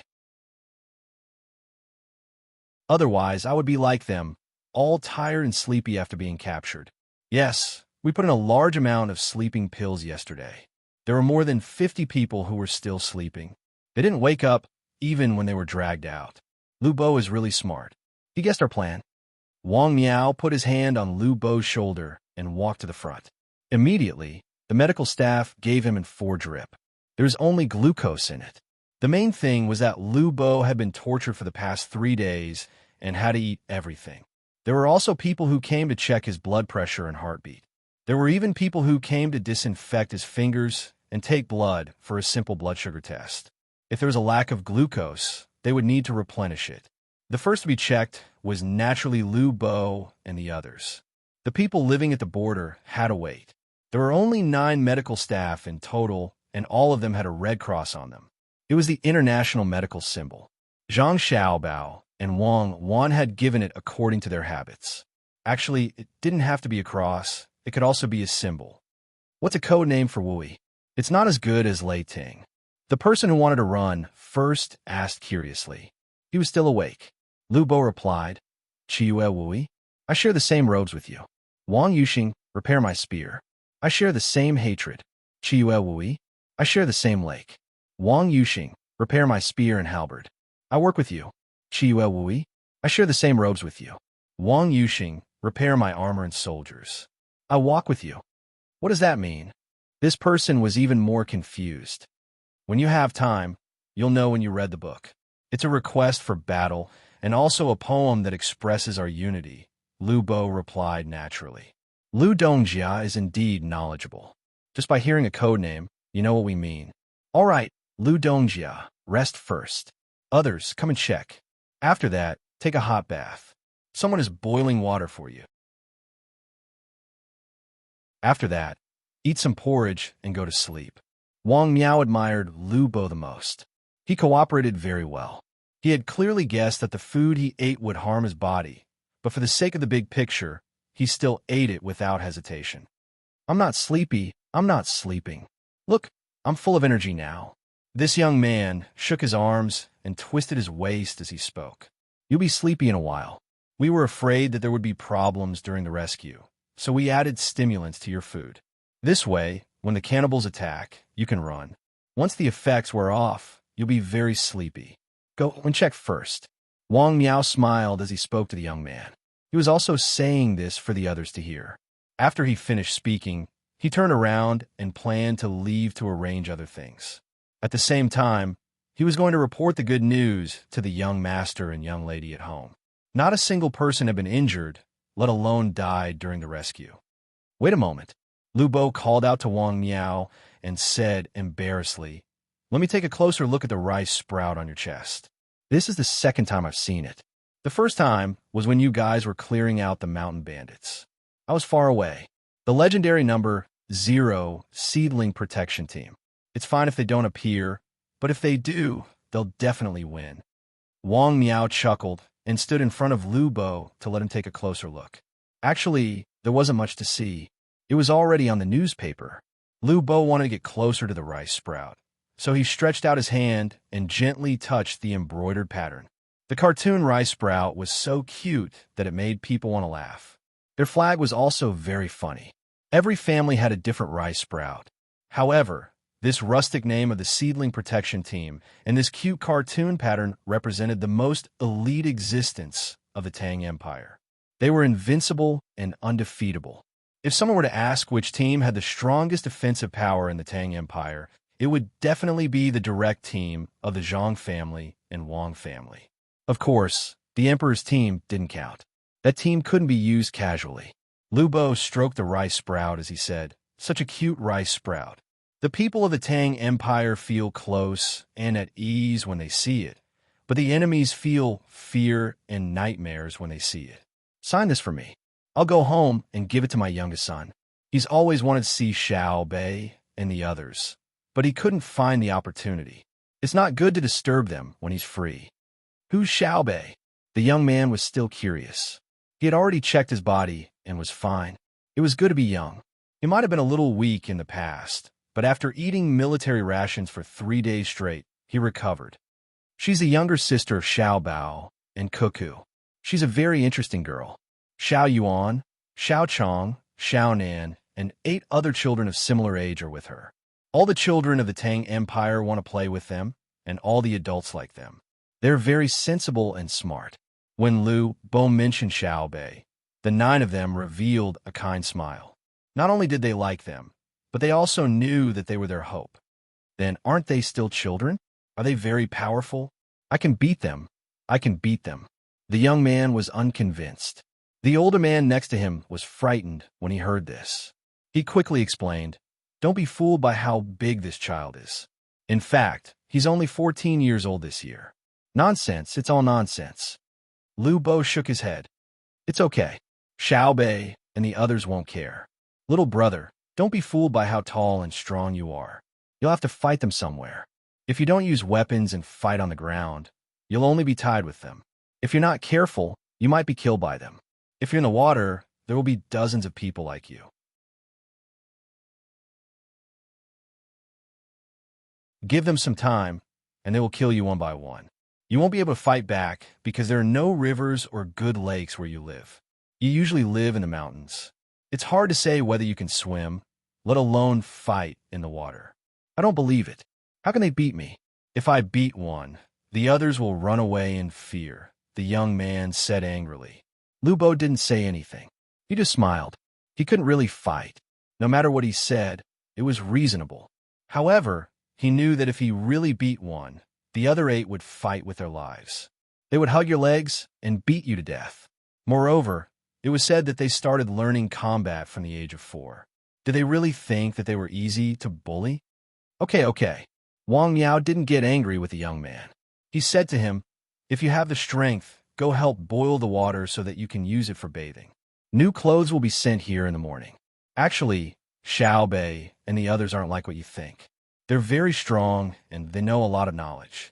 If you want to be better than them in the future, you have to study hard. They're only 14 years old. What if I have a knife? Can they beat me? The young man's willpower was still lacking. He still wanted to compete. The older man slapped the back of the young man's head. "Go boil the water. You have a knife. They have guns. Where are your identities? Where are their identities? Why would they fight with you? If you say any more, be careful that the seedling protection team will teach you a lesson." When the young man heard this, he was scared. He knew that he would not be able to win against a group of people from the seedling protection team. He had not seen them use knives before. It seemed that they used their hands, arms, knees, and legs to knock them down. Were their fists made of iron? Especially when they attacked from behind. They held the other person's head and moved their arms. That person's head drooped down. How they play? He's just a child. Don't mind him. Lu Bo was afraid that someone would attack that person, so he said to Wang Yao. Wang Yao shook his head. "We won't hurt him, but we have to talk to him properly. He said it in front of us. We'll just treat it as a joke. If he says it again when he goes there in the future and others hear it, the consequences, yes. We have to talk to him properly. If he said that in front of me, I would beat him up. If we go to a crowded place, he will be beaten to death. Brother Wang, sign it?" Lu Bo suddenly thought of the many Tang people he had met. If that young man had said the same thing, he would definitely not have survived. Once the surrounding people came forward, they would not rest until they were beaten to death. Insulting and belittling the Zhang and Wang clans was a major crime. There was no law in the law. It was said that in Xuanyang, Xiao Bei and the others were almost bombed, but the locals dug 3 feet into the ground to find them. If you belittled them, wouldn't you be provoking the entire Great Tang? It would be useless even if you brought the case to Hanyuan Palace Hall. No one in the royal court would dare to speak up for you. Wang Miao refused. "We can't sign anything for you. Let's go back and tell the little ancestors that they're the new camera. Take a picture of them and get them to sign on the back of the photo. Here, you can give it to your children." Camera? What's that? Lu Bo had never heard of it before. It's something that looks more like a real person than a painting. "It's still very valuable now," Wang Miao replied. Lu Bo could tell that it was better than a painting and was very valuable now. Didn't that mean that it could be used in bulk in the future? The price wouldn't be low, but with his family's money, it shouldn't be a problem for him to use it a few times. Thus, he happily said, "You must remember that my children haven't had the chance to see Xiao Bei and the others. Moreover, they're in Idyll now. If I don't help them once when I go back, they'll throw a tantrum at me again.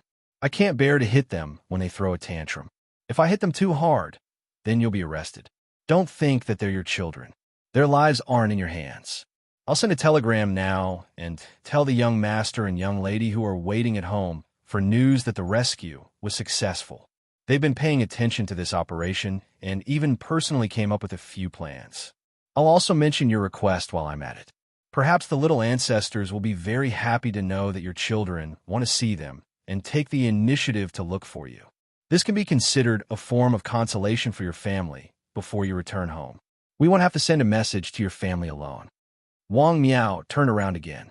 "Wait a moment," Lu Bo called out again and said with embarrassment, "Then you can send the message first. We'll talk later.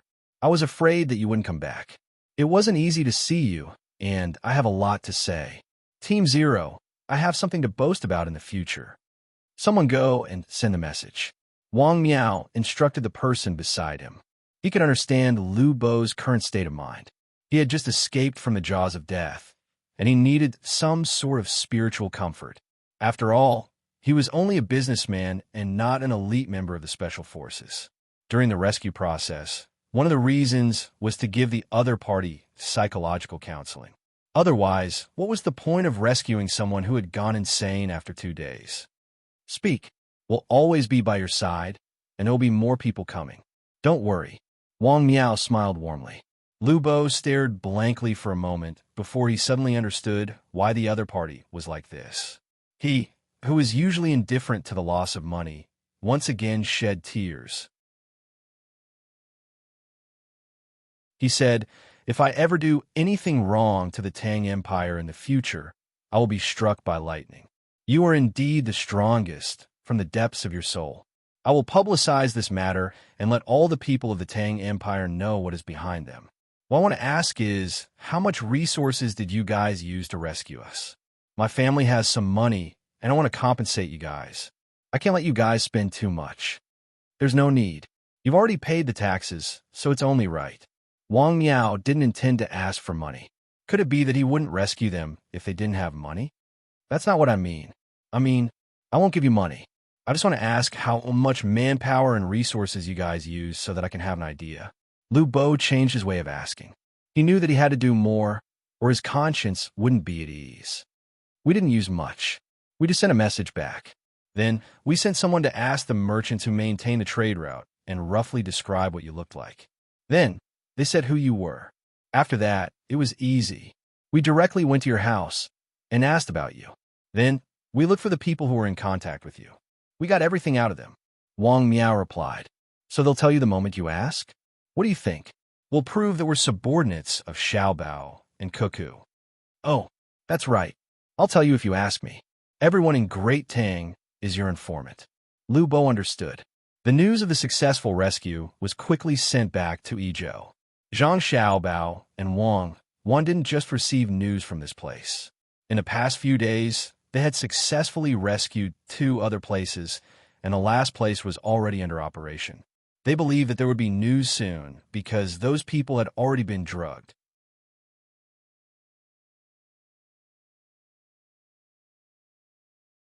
Chapter 1281. When the duo eaters who were on a hostage mission were killed, the people living at the border of various places also began to migrate long distances. They had to give up their original places of residence and move to the east. At the same time, they had to join the Great Tang.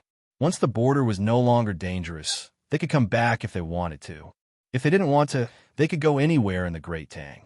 They could even settle down in Sanshui County as long as they could find a suitable job and buy a house in Sanshui County. For a period of time, only the Great Tang soldiers would be left at the border. There would be no other people. This was a loss for the Great Tang, but it was also a gain. The loss was the local products, while the gain was a group of people who had no concept of country. The domestic construction required a large number of people. When the children were still young and their productivity was low, the handicraft industry was the best supplement and could be developed in a more labor-intensive way. Zhang Xiaobao didn't care about this. It seemed that the local products were missing, but that location could be left as a backup plan. For the time being, they had to solve the problem of population flow. The population of the cities with convenient water, land, road, and railway transportation is clearly increasing. This puts a certain amount of pressure on the lives of the locals. We have to find a way to adjust. Zhang Xiaobao looked at the report sent today and said to Wang Wan, who had just finished studying the military map. Wang Wan rubbed her temples. When she was looking at the map just now, she had to analyze it while looking at it. It was tiring. Not only did she have to formulate strategic goals that could change at any time according to the situation on the battlefield, she also had to summarize history and find suitable battle tactics. As the army on the three fronts slowly advanced, the problem of adapting to the environment was placed in front of them. There was also the various terrains, where in history, who won with a small number of people, how they fought, and what were the relevant factors. She had to put them into the current Great Tang army. Otherwise, it would be easy to be schemed against by the enemy. The death of a large number of soldiers would make their families very sad. The purpose of war was to gain benefits, not sacrifice. The more she thought about it, the more her head hurt. It looked like a small-scale battle tactic, but when countless tactical objectives were completed, the commander would discover that there were actually new strategic objectives that could be achieved. This was not something that could be changed by one's will. Even the most outstanding strategist would not be able to predict the final outcome from the beginning. Thus, Wang wanted several marching routes in her mind.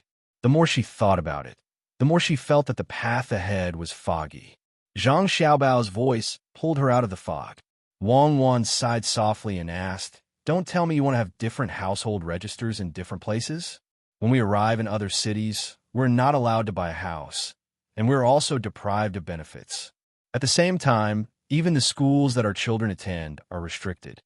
Zhang Xiaobao saw that Wang Wan was no longer worried about strategy and tactics. He smiled and said, "I'm not stupid. We can't lose the people's hearts that we worked so hard to gather so easily."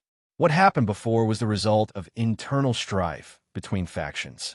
At the same time, there was also the problem of the population demand for the overall economic development plan of the country.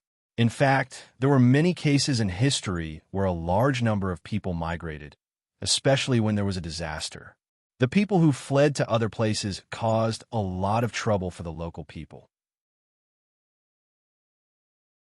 I've thought about it carefully, and I don't think we can solve this problem by force. As for houses, as long as the outsiders have the money and are willing to buy them, they can buy them. There's no need to stop them, because we don't have any internal conflicts, and the imperial power is supreme. So, Wang Wan cooperated and led the way. So, what we need to do the most now is to increase the research and production of luxury goods sold at home, and to convert the machinery of Tang heavy industry to civilian use, Zhang Xiaobao said very straightforwardly. Tang heavy industry. Can you stop criticizing the term heavy industry? Steel production uses indigenous methods, at most with some advanced technological thinking. Oil refining uses indigenous methods. Of course, for the current Tang people, it is very advanced. Look at our collection of liquefied petroleum gas. They collect thousands of tons at one time, and we can't even reach 1/10,000th of their collection.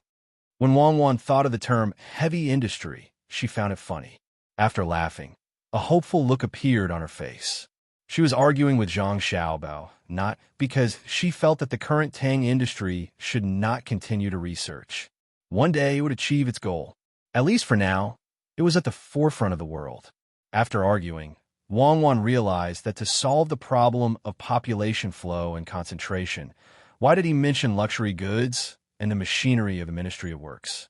She then asked, "Hubby, do you think that with luxury goods and machinery, the pressure on the populated areas will be reduced?"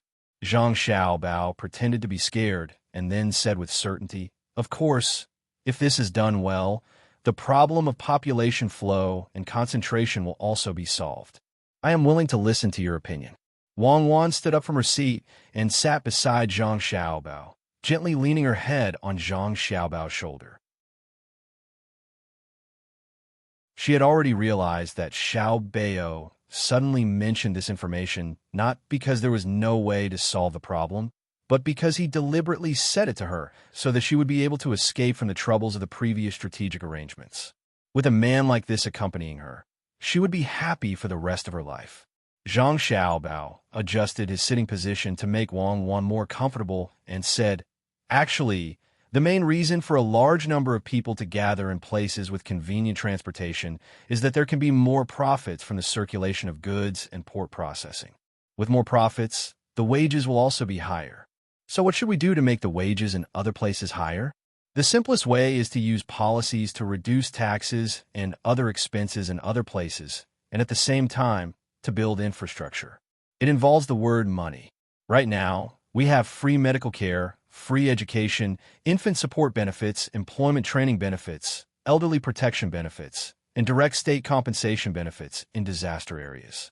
In addition to the previous large number of low-interest and interest-free loan benefits, we don't have much money to do other things." "You mean to rely on luxury goods to make money, and then use it to implement policies and infrastructure in other places?" Wang Wan asked cooperatively. "Yes, head.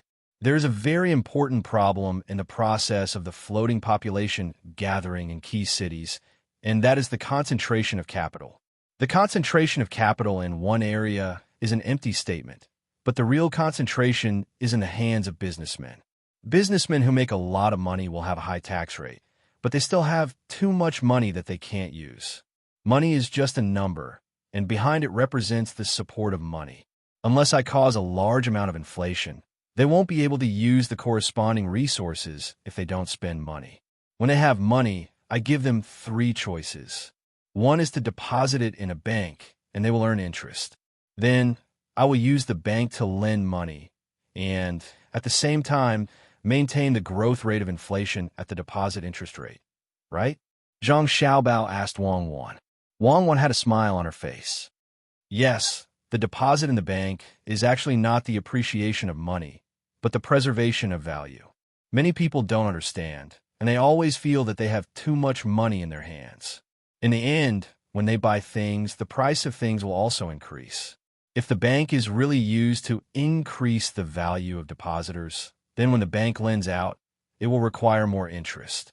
In the end, the original interest of the deposit currency will actually depreciate. Money doesn't appear out of thin air, and the amount of money that appears is related to productivity. The only advantage is that this part of the money from the bank can be used to support production technology, and it can increase the basic raw materials of goods. The people who deposit their money in the bank get a higher level of enjoyment, and not an absolute increase in money. The higher level of enjoyment includes the lowering of the price of new products and certain low-end goods in certain aspects. For example, there will be a radio in the future. Another example is that the yield of cabbage per mu will increase, and the price will be lower. But when the people measure the money in their hands, they don't think about it like that. They think about whether the goods that are in the middle of society are cheaper. Is it cheaper? No. If it is really cheaper, it means that this kind of goods is no longer in the middle of society.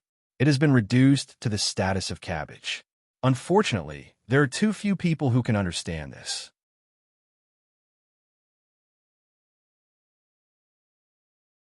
What are the remaining 2 paths you arranged for them? Wang Wan temporarily stopped thinking about the war and helped Zhang Xiaobao think about the rich people. Zhang Xiaobao stretched out his arm and hugged Wang Wan's waist. He didn't say anything immediately. Instead, he sighed about what Wang Wan said just now. Just as Wang Wan said, the country's protection of capital is not the protection of the currency itself, but the protection of the quality of life of the people in the process of national strength. Luxury goods are still luxury goods, and what can't be bought is still not affordable.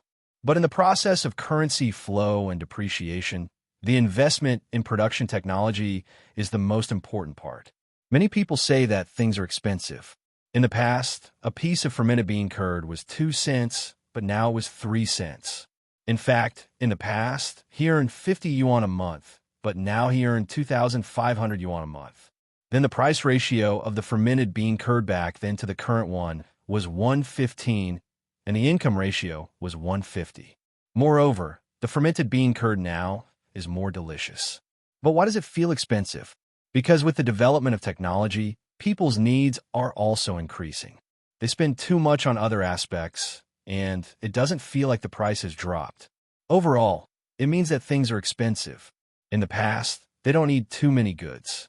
Having a bungalow to live in and a radio is a good pursuit, and they can save a lot of money to buy fermented bean curd. After that, there are cars, televisions, and phones, more gold and diamond jewelry, and there are electricity and gas in the house. Unknowingly, there are more ways to spend money in life, and it feels expensive to buy a triangle of fermented bean curd. What is the root of this problem? It's not the depreciation of the currency, nor is it how much the price has dropped. It's because the proportion of people who own the currency is in the minority in society, which is also called polarization.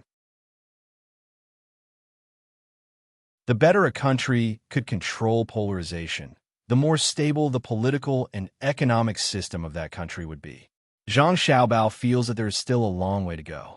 Because of polarization, in addition to the corruption of officials and economic loopholes, there is also the existence of individuals in society.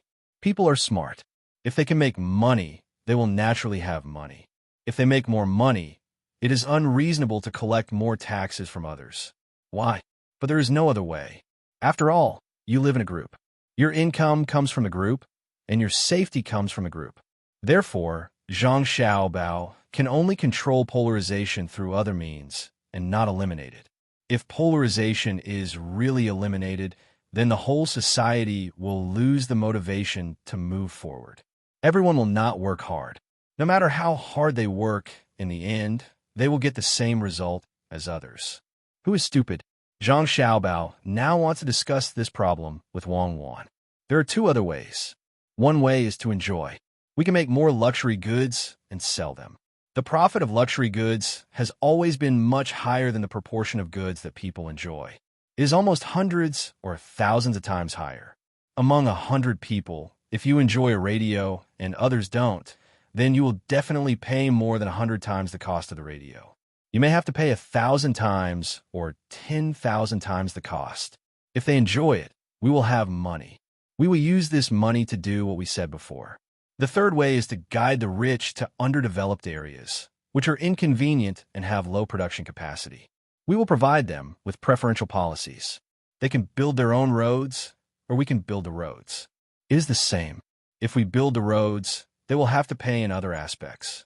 If they build the roads, they will get more policies. I hope that they will choose to build their own infrastructure. We will turn the money used to build the roads into loans to them. At the same time, we will increase their policy benefits. The gains and losses are the same. There is not much difference. The difference is that this kind of company has a social responsibility and confidence in self-development. I will pay attention to it and look for them if there is something good in the future. Of course, there are policy benefits and policy requirements. That is, when their investment and output ratio is the same as the ratio of the same industry and the same strength of businessmen in prosperous cities, they must pay the same wages as the prosperous cities.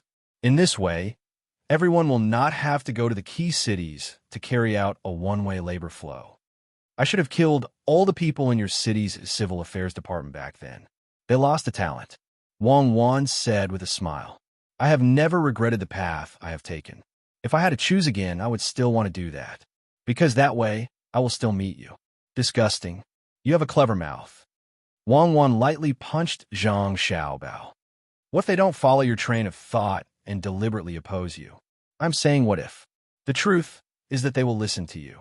Especially after the news of you traveling thousands of miles to rescue them is exposed in the newspapers. Everyone will be more patriotic. If I have to say what if, it is that if they don't agree, I will use my own money to build non-key cities. In the end, I will use cheap products to attack their profits. Our business is expanding very slowly now because we want to give them more space to develop. It is not because I don't have the ability to expand. I have not made any plans to attack the domestic economy, because I promised you. At the same time, it is because I love this nation. It does not mean that I am afraid of them. If they force me into a corner, I will teach them a lesson.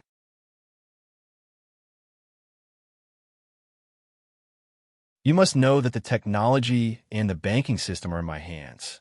Why did we withdraw from the shares of Great Tang Bank? We held the shares, and Li Longji did not dare to trust us. There would be other shareholders who would come in and criticize us. I withdrew, but I am in control. Whoever controls the banking system controls the entire society. Zhang Xiaobao's tone was very calm when he said this, but Wang Wan could hear a sense of absolute arrogance. She admitted that Zhang Xiaobao had this ability.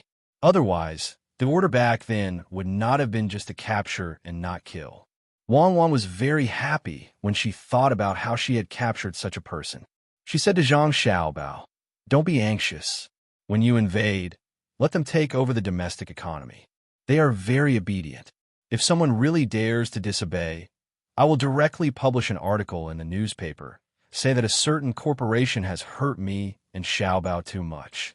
In the future, when they're in danger outside, I will no longer help them and let the imperial court send troops. That way, their corporation will not need to face any danger outside. The other businessmen in the country will kill them. When the Meteor Battle Squad returns successfully, our prestige will be even higher. Rescue, revenge, regardless of the distance, regardless of the cost. I believe that this is what every citizen in every country wants to see the most. That's right. If the country could treat me like this back then, let's not talk about it anymore. Let's go meet Huang Yaobin. Previously, I gave him some ideas as a deity. Why did he not look for a deity and insist on looking for us? Would a deity lie to him? Seeing that Wang Wan was happy, Zhang Xiaobao remembered that Huang Yaobin had come to meet him and Wang Wan today. Previously, when they were eating the barbecue, he gave Huang Yaobin an idea at the last moment. He told them how to earn money and also help the country develop.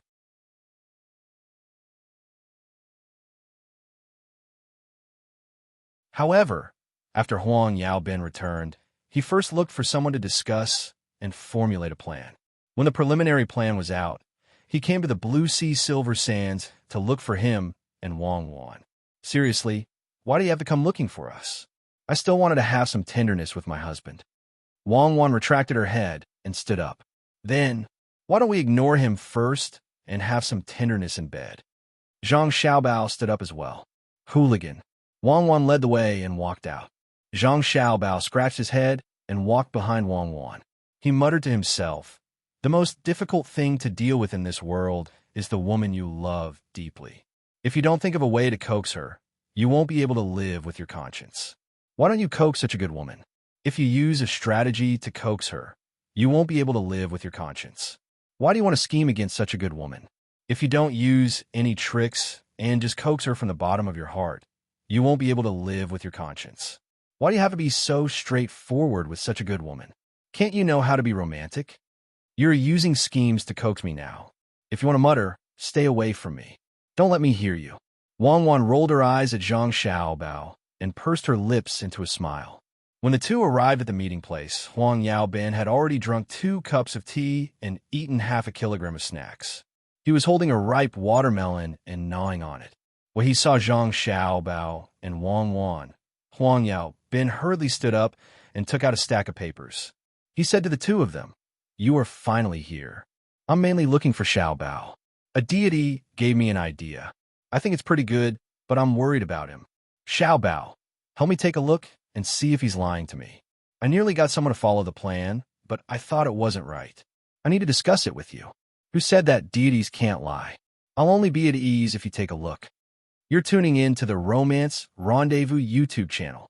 We're so grateful for your support, and don't forget to subscribe to join us on this incredible journey through captivating stories.